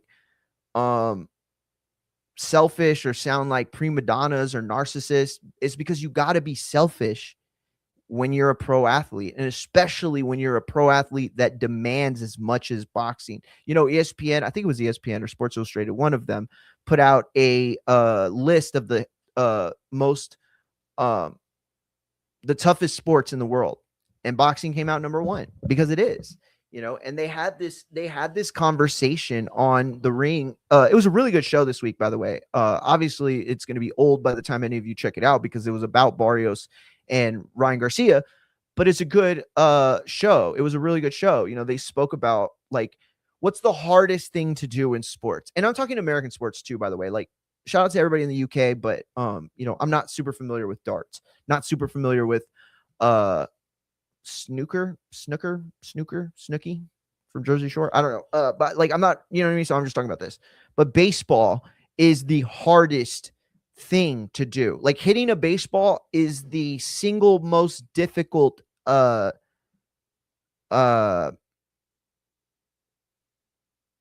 finesse. What's the word? Not finesse. It's like the single toughest ability in sports, right? To hit a slider. No. Fuck that. I'm telling you that Judge could go into a basketball game and possibly score 2 points. Actually, he could. He could definitely score 2 points, at least. I'm not saying he'd be good. I'm not saying he'd do anything else. Maybe he could get a rebound or block a ball, but he wouldn't be great. But he could do something, right? Football, with the right route at the right moment, Aaron Judge could very well likely run a out route that scores a touchdown or maybe not a go route. I don't think he's that fast, but I don't know, something, right? And power his way to the end zone, right? He could do that. But nobody in the NBA, not a single fucking person. You can go get Anthony, you can go get fucking Mahomes from the NFL. You can go get any of the best players in both the NBA and the NFL, and none of them could hit a changeup off a fastball that wouldn't even get close to touching it. Baseball is the hardest thing to do in terms of again, singular ability. But when it comes to boxing, I'm sorry, there's nothing tougher from beginning to end. Okay. And I would never sit here and be like, oh, I fought. No, I fought 2 novice guys who never fought in their life either. And we all look like amateurs. But at the end of the day, you know what it did? I went through a real training camp. I went through real 2-a-days. I sparred real fighters like Jerry Belmontes and Reina from fucking True Life Boxing in Corpus. I actually went through the entire rigor of it, and it almost broke me at moments. I would come home so tired, I couldn't even get up to take off my sweaty clothes and jump in the shower. So exhausted. I'm laying there with blood just dripping from whatever place I got cut that night. And I'm sitting in a tub with the shower just hitting me naked, if I just been abused. If somebody's gonna walk in at any minute with a doll and be show us where they touched you. I'm literally curled up shaking, because that's how intense boxing is. You know what I mean? And it's also lonely. That's the other part of it. I played football in Texas, by the way, 2-a-days in Texas. Now, I only played in middle school, so I'm not going to act like a hard ass, but at the end of the day, Texas football in middle school is tougher than 80% of everybody else that play high school up north. I'm just saying, champ. I'm not trying to be a dick. All I'm saying is 100 degrees out here when we do 2-a-days. You ever done bear crawls in 102 weather? No, you haven't. So sit down. I'm just saying. But look, shout out to the machine gun. What'd you think of the fight, champ? Wood, Warrington, what do you think? What do you think's next for Wood? Shout out to Machine Gun. So anyway, yeah, they talked about all this, right? They talked about how hard boxing is, and it's extremely hard and it's extremely lonely. You know, those days, those dog days in August in Texas, in South Texas, when you're trying to prepare for the football season, at the very least, your buddy's throwing up next to you. At the very least, you're in a group huddle of guys, you know, fucking chugging hose water out of plastic Powerade bottles, plastic bottles that have probably been in the school for longer than you've been alive, meaning, I don't know, like 40 or 50 people, you know, tongue fuck that thing before you drink out of it. You know what I'm saying? So at the end of the day, what ends up happening is like their camaraderie gets built. You know what I mean? Like you become like homeboys in a way that's like almost family. And I'm not saying everybody in the football team is your family, right? It's like some people just are there or whatever. But I'm just saying, like, when you create that brotherhood, it stays. One of my best friends in the world, Rob, he's like my brother. Bro, I've been playing baseball with this guy since sixth, seventh grade. All right. We've known each other since sixth grade. Still friends today. Most of the people I'm friends with today, I played baseball with at some point in my life. So it's a lot easier to go through those ups and downs as a team, as friends, as family. But in boxing, it don't matter. You know, at some point you're in the gym and you're hitting that bag and it's like you want to give up and it's only you to push you. And I'm not talking about the moments where, you know, a fucking millionaire has a coach and they're going into a prize fight. I'm talking about random, regular people like us who don't have coaches or trainers. And if we do, we're in a group class with 25 other dudes and two or maybe, you know, three coaches are trying to help everybody at the same time. And it's fucking mayhem, you know? So I look at all that and I say all that to say that it's a hard ass sport and you gotta be built up here. So when Shakur is like sounding like Murataya is not even on his level and that fight is like almost like a joke, not a joke. He's very serious about it, but he's also like, nah, I'm gonna win. I beat this dude. And here's the other thing. I believe him. I've been one of the strongest Murataya supporters since he made his come up in the pandemic days. All right. That motherfucker was in the bubble making it happen when everybody else was asked out because they couldn't get fights. This dude literally built himself up during that time. Okay. So I respect that shit. But I'm not going to pretend like I think that he's got a shot against Shakur. I'm not. I love Murataya. It would be awesome to see that. But I cannot configure a way that man beats Shakur. I can't do it. So again, I say, if you think Shakur is pound for pound because every single guy you would see fight against him would lose, so be it. All I'm saying is at some point he's going to have to prove that. Maybe he does, but maybe he doesn't. And so then when you look back at your February 2026 pound for pound rankings where you kicked Usyk and Inoue and guys out. And by the way, Terrence Crawford's retired, but he ain't been gone for a year. So, I mean, all I'm saying is you want to take him off your list, fine. But all I'm saying is he's got to be in a weird situation for that. But I can't call it though. Shout out to Matt. He said Texas heat is the best way to train. You know, it's funny you say that too, Matt. I remember we went to Pittsburgh for Border Wars. I was gonna fight, and I wanted to get a little, like I wanted to get a warm up. It was still hours before we were gonna fight, right? Like people still weren't even showing up yet all the way. It was like maybe half the guys, maybe. And so I said, you know what? I'm gonna go outside and I'm gonna get a little run in, right? I just had my joggers on. I wasn't even wrapped or dressed or nothing. Bro, that cold air sucked the fucking oxygen out my lungs like nobody's business. And I wasn't even heavy smoking back then. I mean, yes, I did smoke, but it was mostly with Ness, like, you know, because he would peer pressure us. No, I'm just kidding. He wouldn't do that. I like getting high. Matt said, missed the fight, was caught up in the Hitchens news. Oh, okay.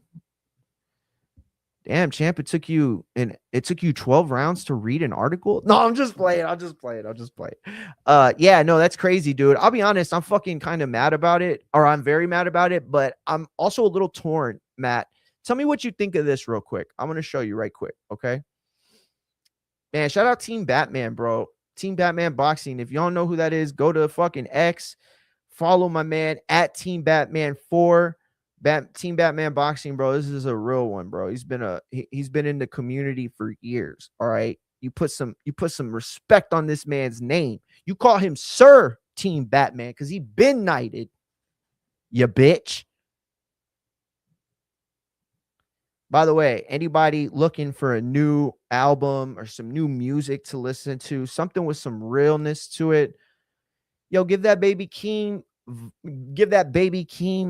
album a shot. Casino. It's some real shit on there, for real, for real. That shit was real hip hop, or is at least real West Coast hip hop. But you know, teach his own.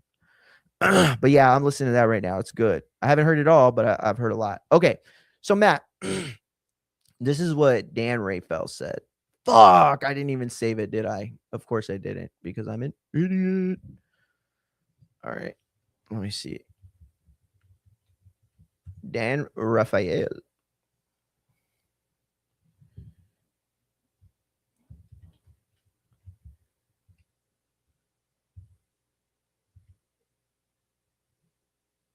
Oh, that is not what I meant to do.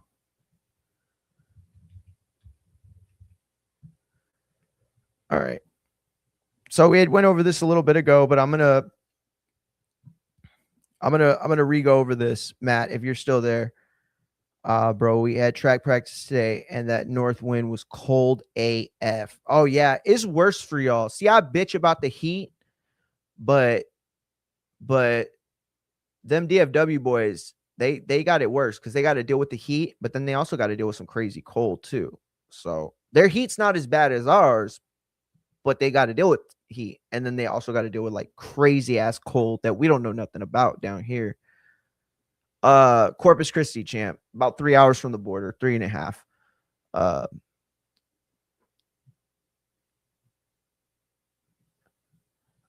Wait, where is it? Oh, okay. So this is what Dan had to say, Matt. And for the rest of the chat, let me know what you think as well, if this is fair or not. Let me see it. Okay. This is it right here. Can y'all see it? All right, let me make it bigger. Okay. So he said, I'd imagine Hitchens becoming ill is related to the same day weigh-in. The IBF has to get off that shit, he meant. Sick. The fighters waste a camp, don't get paid. The fans lose a quality fight from the card, and the IBF doesn't get paid either. Just asinine rule. Now I bring that up, Matt, and chat. Anybody else that want to, fuck with it, let me know. But here's the thing for me: the IBF knows, I believe, that the real issue with all this is fighters trying to cut too much weight. And we talked about this briefly earlier, but they talked about this on the Ring podcast earlier this week. And they went over the history of same day weigh-ins and why it was changed.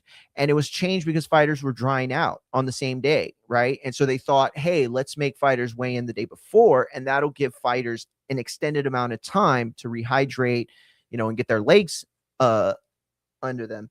The problem is that all it did was serve to create more people or more advantage taking. So then they try to drop even further in weight, trying to take, advantage of the rules. So now the IBF has a same day weigh in, and they have a cap, Matt, if you remember what it is. I don't, but they have a cap on what you can weigh. And this is what Dan is saying, is that this rule has ruined the fight. It's ruined, X, Y, and Z. And I respect Dan. He's been in this game a long time. In fact, I probably learned of all of the history of the weight change from Rayfeld, if I'm not mistaken. And so I understand what he's saying, but the problem is that the larger issue is that these guys are taking advantage of the system, right? So simply taking away the safeguard doesn't make it a better fight. It doesn't make it a safer fight. Like, who's to say Hitchens doesn't have to go through the second day weigh-in and doesn't fall flat in the ring, and doesn't suck balls. Like, at the end of the day, either you're that weight class or you're not. And if you're not, and you're trying dangerous ways to get down and suck down, I don't think that's good. So it's like Dan's arguing this idea that, oh, the fight fans lost something because we're not seeing this fight, and fights like it in the past and likely will happen in the future. But we're also not getting deaths, right? The safeguards also protect from boxing being called like this gross, disgusting sport where people are just thrown in there to die like fucking gladiators, right? And I'm probably being like a little obtuse here, but I'm just saying, it's a weird thing to say, hey guys, y'all are trying to make things right and no one else is doing it, so fucking change. Like, you know what I'm saying? I don't know. Maybe I'm tripping. Hey, Bruce Gass in the building. What's going on, champ? Bruce, you tell me, am I tripping or is Dan tripping? Dan is saying the IBF should get away from this rule, from this same day weigh-in, right? Because if you're going to challenge for the IBF title, if you're going to defend the IBF title, you must weigh in the day before for the weight class and then weigh in the next day, the day of the fight, and maintain a weight under whatever guard they have. I think that the rule should be extended everywhere. I think that's the only way we're ever going to curb the problems we've seen. And Dan talks about this fight like as if we don't have a bunch of other issues with this that have come up in the past, right? I mean, Virgil Ortiz. How many times were we on the week of the fight or a couple of days before, the day before, and this guy's not fighting anymore? Why? Because he's sick. Why? Because of the weight. Schofield. Like, when you don't hear anything about the problem, it's weight related, right? Like, if they don't have the flu or COVID or diverticulitis or fucking the gout, whatever, if they don't have that, they're not, then they tell you, oh, they're sick. You know what I'm saying? But really, that's code for, yeah, the weight's not there. They aren't on point. Bruce said, I'm an old school same day weigh-ins type of guy. That's what Bruce is. And that's why I respect the shit out of Bruce right there. And this idea that we reverted to the right way, or like we reverted to try to change something, but it's like the system's being overwrought. It's being taken advantage of. Right. I like, look, I'm going to really try hard not to be political here, but you look at America and you look at capitalism and how billionaires have taken advantage of it. It's like, here's a system that works really well, but when you keep giving people the ability to take advantage of it, of course they're going to continue to take advantage of it. And that's what goes on within boxing and these guys trying to take advantage of the weight, because if you can rehydrate for the next day and balloon up, as Ryan Garcia will likely do today. Now, Mario Barrios is a big guy himself, so I'm not going to talk shit about Ryan having an unfair advantage in this fight, but it should not be the case that a guy weighs in at 147 on Friday and then balloons up to what I suspect he's going to be over 160, 165, 168 maybe. He could weigh in as a super middleweight tonight, heading down to the fight, going down the aisle as his entrance plays him out. And he could be a fucking super middleweight, dude. That shit's got to stop right there. Matt said, exactly. If you can't do it, move up or drop the belt. Thank you, Matt. 10 day is the day of rule. 10 pounds day of is the rule. Thank you, Matt. You are the champ. If he didn't want to deal with the IBF rules, he should have unified and it wouldn't have been a problem. Bro, Matt is just too logical for the sport. Honestly, I don't think the sport will ever accept Matt because he's too rational. You know what I mean? Like, bro, boxing fans don't want rational. They don't want somebody giving you something that's smart to say. It's the worst thing you can do. Matt said Hitchens was already complaining about making the weight. This is on him. And you're absolutely right. And by the way, like, we've already had that. Like, is it just me, or is every time, or almost like 5 out of the last 7 fights, I'm thinking Hitchens has had a problem. Like, we've heard something out of his camp, right? Like injuries or fatigue. Did I say fatigue? I meant fatigue. That's my dad and his Mojado accent that rubs off on me. So at the end of the day, again, I cannot stress this more. To suggest that the problem is with the IBF, right, and not Hitchens, is a very what's the word? Not low IQ. That's not what it is. It's a very short-sighted argument, right? Like what's the like okay, so 20 years ago or even a decade ago, the protocol the concussion protocols in the NFL were like virtually non-existent by comparison to today, right? That's like somebody saying like, "Oh man, Tua got his fucking brain scooped in out of his fucking helmet and now he's on concussion protocol and he can't come back in." And it's like, "Damn, they should change this rule. This is a stupid rule. Like he could be playing right now. Look, he's fine on the sidelines." It's like it's not about that one moment. It's about protecting the overall sanctity of weigh-ins and boxing. And to say, "Oh, we should just get rid of this thing because some fighters fail it," because the culture of the sport is to take absolute advantage of the weight. That just doesn't jive to me. That's not a reason just because you want to see two guys fight. Here's the thing. I wanted to see this fight more than almost anything, but not more than their health. Not if I know Hitchens is going in there with a bigger risk than normal. Every time any fighter steps into the ropes, there is a risk associated with that fight and their health. I believe that if Hitchens would have gone into this fight, there would have been a higher chance of him being hurt or coming out of this and leaving something else in the ring. Bruce said, "What do you think happened to Richardson Hitchens?" That's because of weight. Exactly. It's because of weight, Bruce. And when these guys can't maintain it, but they're old school trainers or the old school guys in the gym, right? They're "Oh, I got the secret, Hito. Oh no, mijo, just put this little suit on and go into the car and blah, blah." And it's like, bro, you're not helping. You're trying to help him to hurt himself to make a weight. That does not help. You know what I'm saying? Like, that's not the route that we should be doing. He probably just couldn't handle cutting the weight, Bruce. Matt, I think you're right. I think this is what it boils down to. And you know, you look at a guy like Virgil Ortiz, right? I wonder how much further Virgil Ortiz would be in his career if he had just like said, "You know what, guys, I can't make this weight anymore. I got to go up to 154. Like I got, you know what I mean? Like if he would have said, "Hey, I know that 147 hardware is an instantaneous boost up in commercial appeal. I know that those are the belts that Floyd held and Pacquiao and De La Hoya, but I'm not that weight anymore." I wonder if he'd be much further safely securing fights as opposed to just not being there. And then you have to ask yourself, is there any permanent damage done? Like, you got to understand, every time you go to try to dry yourself out, you are risking sending the body into influxes that it doesn't kick back from just like right away, right? You hear guys say, "Oh, I felt flat," or "I felt blah, blah, blah." Yeah, because a lot of times you guys are leaving everything in the gym. Let me tell y'all something, okay? We're getting personal time. I took steroids when I was younger, okay? It's not something that I'm either proud of or not proud of, okay? It's what I did. And you know, like you look at a guy like Clavicular, right? I think probably most of you by now know who Clavicular is. When I was talking about him about a year ago, most people didn't know who he is. And now that he is, you know, basically hates Jews and himself and loves meth, I guess. I don't know.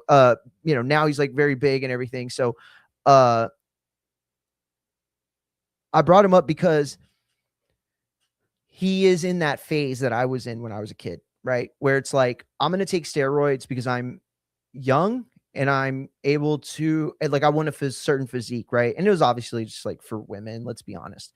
And so, you know, I was never tall. I'm 5'6", 5'6.5". You better give me that half.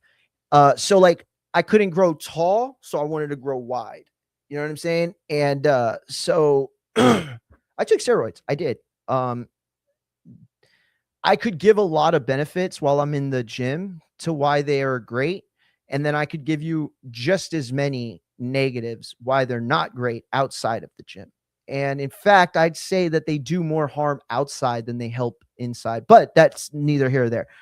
The point I'm trying to make is that I see a guy like that and I see like the steroid use, right? But there is a base knowledge of entry. I think that's how you say it, right? So like if you're going to take steroids, right? You have to learn what they do to the body. So like I learned about protein receptors and how BCAAs or amino acids work. I learned, how protein even develops muscles, like what it really spikes, why your testosterone level drops when you are pumping synthetic in, roughly how long it takes for your natural testosterone to start pumping back. And like I said, like this isn't me trying to sell it on anything. Okay. Because as quickly as I can tell you that I was a monster in the gym who never got hurt, never got tired, and could just, it felt like I could lift 5 pounds heavier every hour. Just as I tell you that, and it sounds like, oh shit, this is something I might want to do. Then I can also tell you about the day that I went to go take a shower, looked down, and my balls were the size of little baby balls. And that shit was fucking terrifying. Probably scariest day of my fucking life in the shower, I should say. I remember thinking, oh shit, I ruined my life. I was in the shower and I remember thinking, oh shit, everything they warned about, this is it right here. I did it. I fucked up my life. I'm done. I'm gonna have to go to the doctor. I'm gonna have to show them my embarrassing testicles. And then they're going to have to do something to help me fix this if they can. And there was like all these horror stories, of course, that you read about guys who was like, oh, it's permanent now and I can't blah, blah. But here's the thing. There's a very big difference between trying steroids, for maybe a few years as opposed to being a gearhead for decades, right? That will definitely shut your dick off for a while. But, they grew back, obviously. This is all like a side effect of taking way too much testosterone into your body. But again, I say all that because it might have been a stupid idea to take steroids. Maybe it was, maybe it wasn't. But what it wasn't stupid of me was to put as much time into the research as I did, right? Understanding what compounds do. And by the way, the whole testosterone game in America, it's all bullshit, right? Like the FDA shuts down one and then they change the compound just a little bit so that they can flip a new version of it that's basically the same thing, probably just a little more dangerous than it was before. By the way, taking capsules is the worst idea. If you are going to take steroids or any sort of testosterone, please do injectables, as pills are very bad for your liver and kidneys, and you don't you can't clean it out as well, or your body doesn't do as great a job as flushing out the stuff when you take it orally. So that said, the base of knowledge that helped me get to a point where I understood steroids enough to take it and enough to realize when it's too dangerous now, or like it's like I'm past it, right? And I think everybody in their 20s and single, and we all go through this phase, right? Like some of us, we buy a bunch of cars, some of us, we get a bunch of fucking badass watches or shoes or whatever. I took steroids and started working out like a fucking monster and got super jacked. And while I have some really cool pictures from that time, it wasn't a really happy time, right? Sleep was terrible. Eating, I couldn't eat enough. Oh my God, the shits. Have you ever just taken the driest shit of your life? Well, that's what you're going to do if you hop on steroids. If you hop on steroids, imagine taking the driest, longest shit of your life. That is exactly what's going to happen. No amount of water. I mean, you could drink enough water that it's like not as bad, but no amount of water will prevent from very rough shits. When it comes to weighing in, when you're a fighter, you don't learn these things, right? So I can say everything about I can about steroids, knowing that the good and the bad came from it because I learned about the science behind it, right? I mean, I'm not a doctor. I don't understand it at a level of a molecular engineer or a biochemist or even a fucking, big gearhead or anything like that. But I have a base understanding, okay? And that has allowed me into this club of knowledge, right? Fighters don't get that. The stuff they learn about weighing in is really just like information passed down to them, right? In its like hardened form. So there isn't this like, hey, I'm just gonna pick a random fighter, Guillermo Rigondeaux. We're going to have you cut weight. and we're gonna put this sauna suit on, go into that room. Here's some gum, keep spitting shit out. So now a boxer knows the ways to cut weight, but they don't know what that does to the body. They don't know how long it takes to recover. They don't know what they're doing to their hormones and to their insulin. They don't understand the repercussions of a bad weight cut, because again, there is no base entry level of knowledge. It doesn't work that way. Yo. Yeah. Okay, can you ask mom if you could bring the Jeep? Damn. If not, I'm probably gonna have to take mine because my shit's not gonna fit in yours, and Adam can just drive.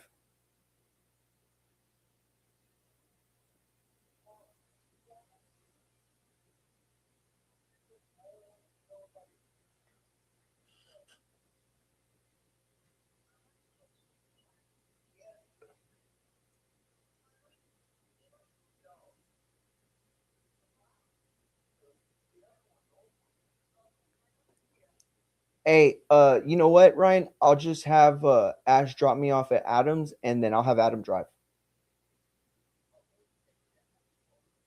I know. I'll have him drive my car.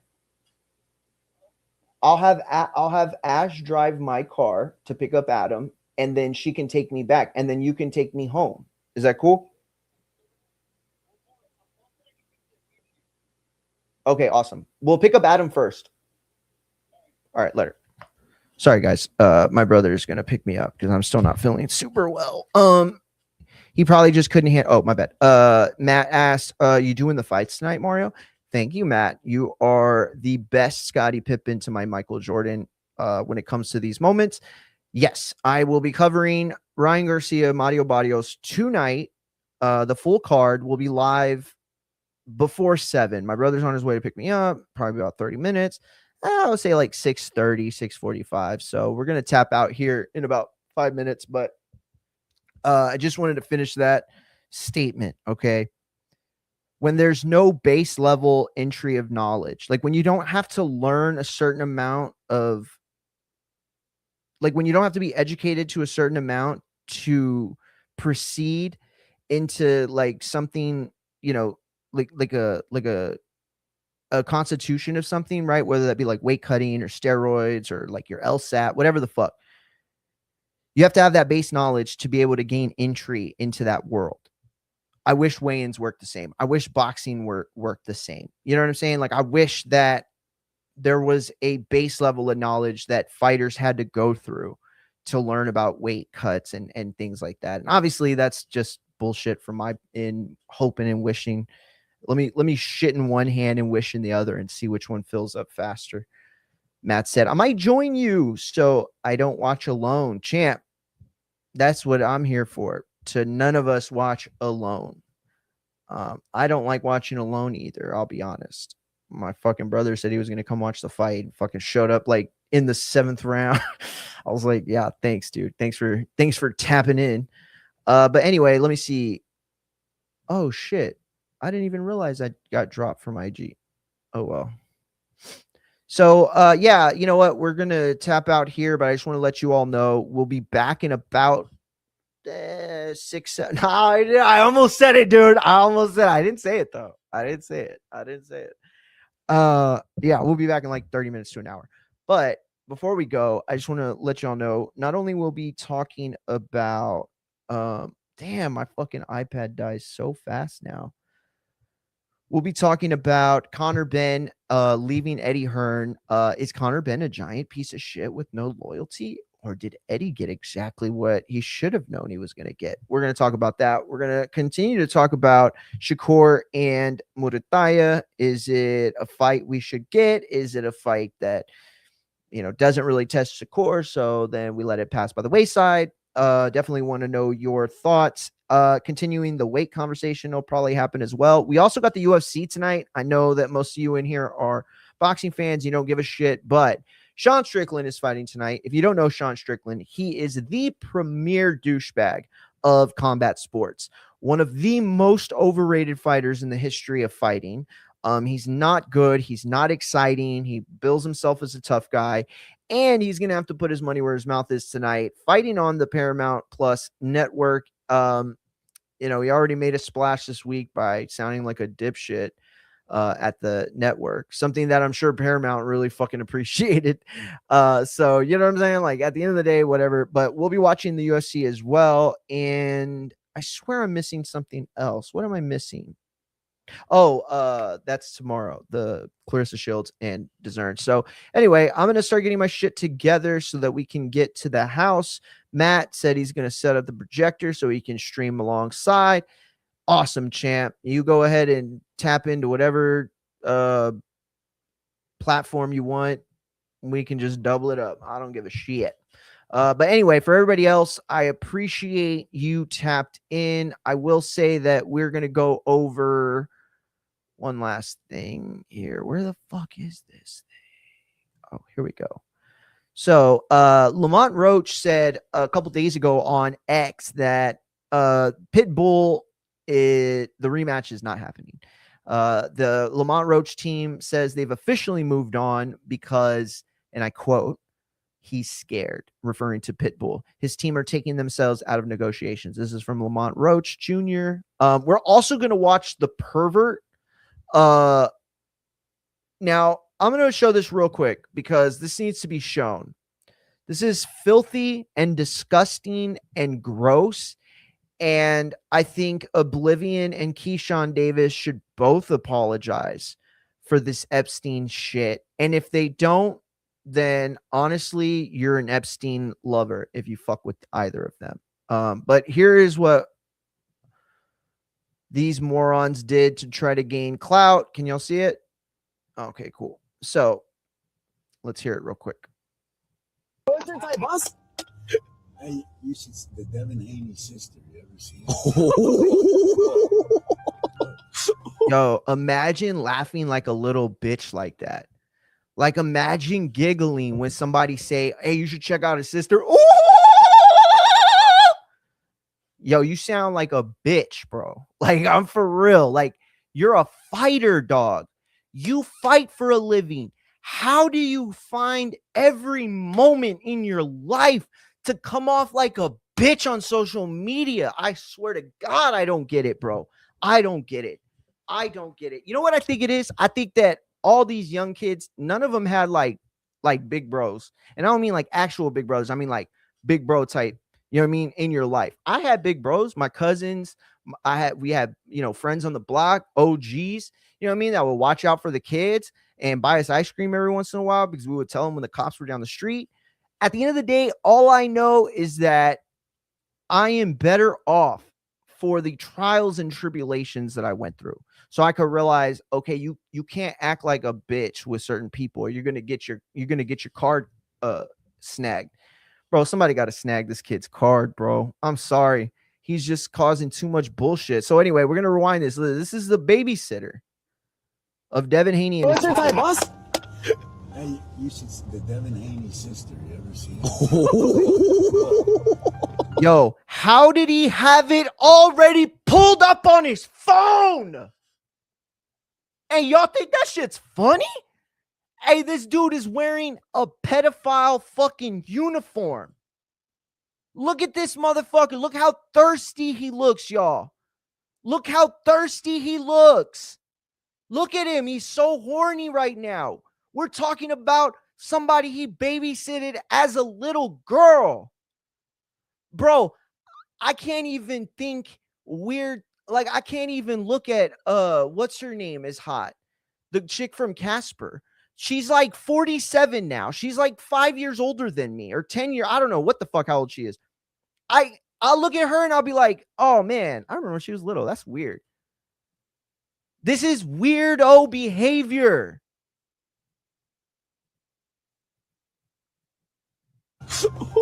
That's his sister? Wait, why is she taller than this? Nah, for real. She's. Yo, what did he show him there? And look, they started laughing. And look at Oblivion's face, bro. Look at Oblivion's face, bro. Look at him. I swear to God, this fucking shit is terrible. Damn, fucking somebody recorded off their phone bullshit. Listen, I can't do any better to show you this closer. Oh wait, yeah, I can, right? Let me see. Nah, I can't do it. It won't work. But look, his face. You gotta get this on camera, blood. You gotta get You gotta get this on camera, blood.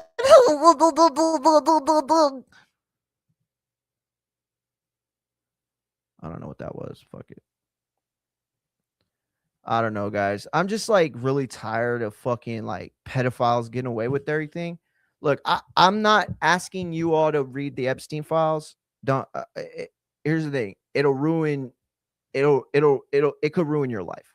If you don't know some of the fucked up things that go on in this world, bro, I'm telling you, this isn't like me being like, hey, you're too much of a child, or hey, you're not mature. No, not at all. I'm not trying to big bro you at all. I'm telling y'all that it's better to not know the truth about McDonald's and just say, I'm not going to eat McDonald's. I don't need to know what I've been eating this whole time. I'm not even saying that's true. I'm just saying there's so much shit in there that just like completely the mind. And then you know what that says though, because some people don't think about it like this. You read all that stuff and then you're like, oh my God, this is like so crazy. But what you're not understanding is that there are so many people that interact with normal everyday society that are in that world. And they're not like, they don't control things or anything like that, but they're like the connoisseurs, right? Like, hey, some fucking dirty ass girl named Jelaine Maxwell fucking, got a bunch of 15-year-old fucking chicks waiting at the airport. Bro, go pick them up. That's how they got Trump, right? Because some driver was in there with Trump while he was on the phone talking about what he was going to do to that little girl. And like, that's all gross, right? This is what I'm saying right here. Like that old white man right there, he's been in locker rooms. He knows the way you could push it. You know what I'm saying? Like that's gross. That's a weird vibe that he'd be so anxious and so ready to start showing, I'm assuming, pictures that he, gratifies himself to people, like to strangers. These are younger kids. Like they're like 30 years younger than you, 20 at least, but 30 probably closer to 30 years younger than you. And you're just showing them the phone. Like this is cool. Like we're just bros in the locker room talking, bro. When we were in the locker room talking as bros, we were also 15 and 16, you fucking gross fucking old man. I don't know who that dude is, but if they don't expose this guy, if the internet don't expose this guy, you're all fucking gross. I'm going to tell you, I don't got time to be looking at this old white man and shit while Ray Pop's out there still molesting people. And if you don't know who Ray Pop is, you ain't been in the community long enough. Yo, that man is gross too. But all I'm telling you is that this weirdo behavior has to stop. All right, it's got to stop. We cannot keep fucking being okay with this shit as a society. Like, y'all don't think it's crazy that we knew all these pedophiles were on the list for like a decade or almost, and like everybody still was fucking with them? Like everybody, like there was nobody that got cut off. Like everybody's like, oh yeah, no, I know he's a pedophile. We're just gonna, he's good with money though. Like, you know what I'm saying? Like that's weirdo shit. I don't know. This pissed me off for real. I got a niece, you know what I mean? And I think part of it too is like knowing when I was a kid and how gross we were, you know what I mean? How immature we were. And it's like, I don't want to think that the ugly things I did and said about girls are now being done and said to my niece, right? Like that shit would make me crash out for real. But then really when you boil that down, that's just my guilt projecting onto somebody else, thinking that another little boy is going to, be ugly to his girlfriend the way that I mistreated my girlfriend in high school, and I was young, and it was, I mean, like I say mistreat, like I would like ghost her, like blow her off for the boys, the stupid shit you do when you're a kid. It wasn't right, but you learn from it. And all I'm saying is when I see shit like this, it's like people ain't learning from shit. Like, y'all were sitting in the back just laughing at this fucking dude, and he pulled that photo out so quick. Like that would have been and that's what I'm saying. Like they're in that world of Kick. I've been streaming for a decade, but I don't live in this world. You know what I'm saying? I got friends and homeboys outside of this shit. Okay. So it's like I'm not beholden to this. So, like, if I'm in the back seat, the first thing I'm doing is like, bro, why is that your screensaver? How you have her photo so fast? That seemed kind of ridiculous. I don't know. But Devin Haney did call him out. Oh shit, I accidentally closed it. Fuck. Well, I'll just tell y'all what he said. He said, he went after her too. He's a fuck that shit, bro. And good for him. Good for him. Devin said, this pervert used to wrap my hands when I was a little kid. He used to take me and my sister to eat and go get ice cream. Whole time he was fantasizing about how she would look when she was older. A real sicko. Yeah. Shout out Devin. Hey, W Dub Devin. Hey, that's a W Devin right there. Hey, but for real, that's a fucking L, Keyshawn. You fucking perv. Apologize or be with that fucking perv. Hey, Oblivion, you too. You Epstein motherfucker. Both of y'all need to apologize for that shit. For real. And this ain't even, I mean, like, bro, I'm not asking for an apology for me or nothing like that. Y'all, if y'all don't hit up Devin and make a real effort to smooth things over, ooh boy, y'all are tripping, dog.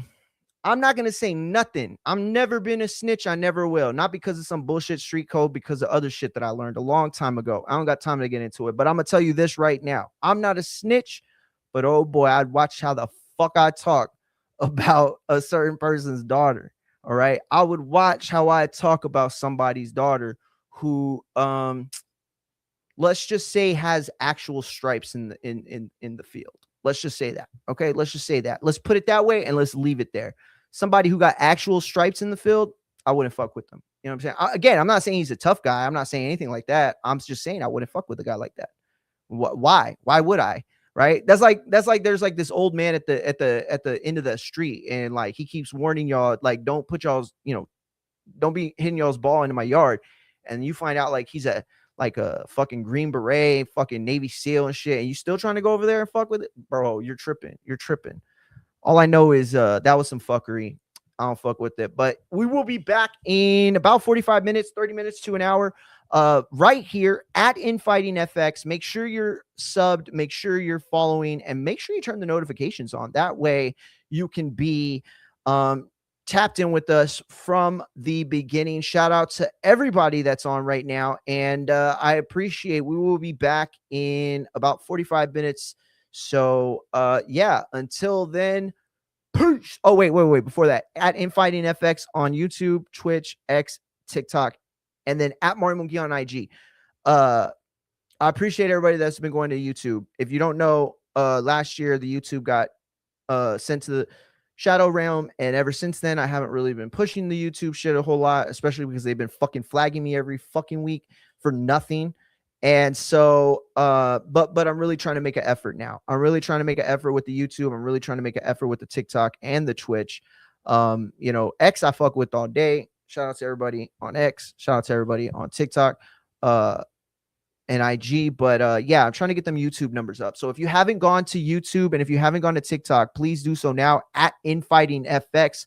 Twitch is where we're gaming. It's where we're going live like almost every other day for sure to game. We've been playing Undisputed. We've been playing a little bit of WWE 2K25. So yeah, if you are a fan of gaming and watching, gaming, just fucking tap into Twitch. We'll be there too. But we'll be on all platforms tonight. So at Infighting FX, pick whatever platform you like best: TikTok, IG, YouTube, Twitch, and X. And yeah, pick your favorite platform and come tap in with your boy tonight. Mario Barrios, Ryan Garcia. You know, my brother's name is Ryan and my name is Mario. And now tonight, Mario and Ryan are fighting. All I'm going to tell y'all is that in my experience, every time a Mario and a Ryan fight, a Mario beats the shit out of a Ryan. I'm just saying. Make your bets wisely. That's all I'm saying. But anyway, we'll be back in about 45. Until then,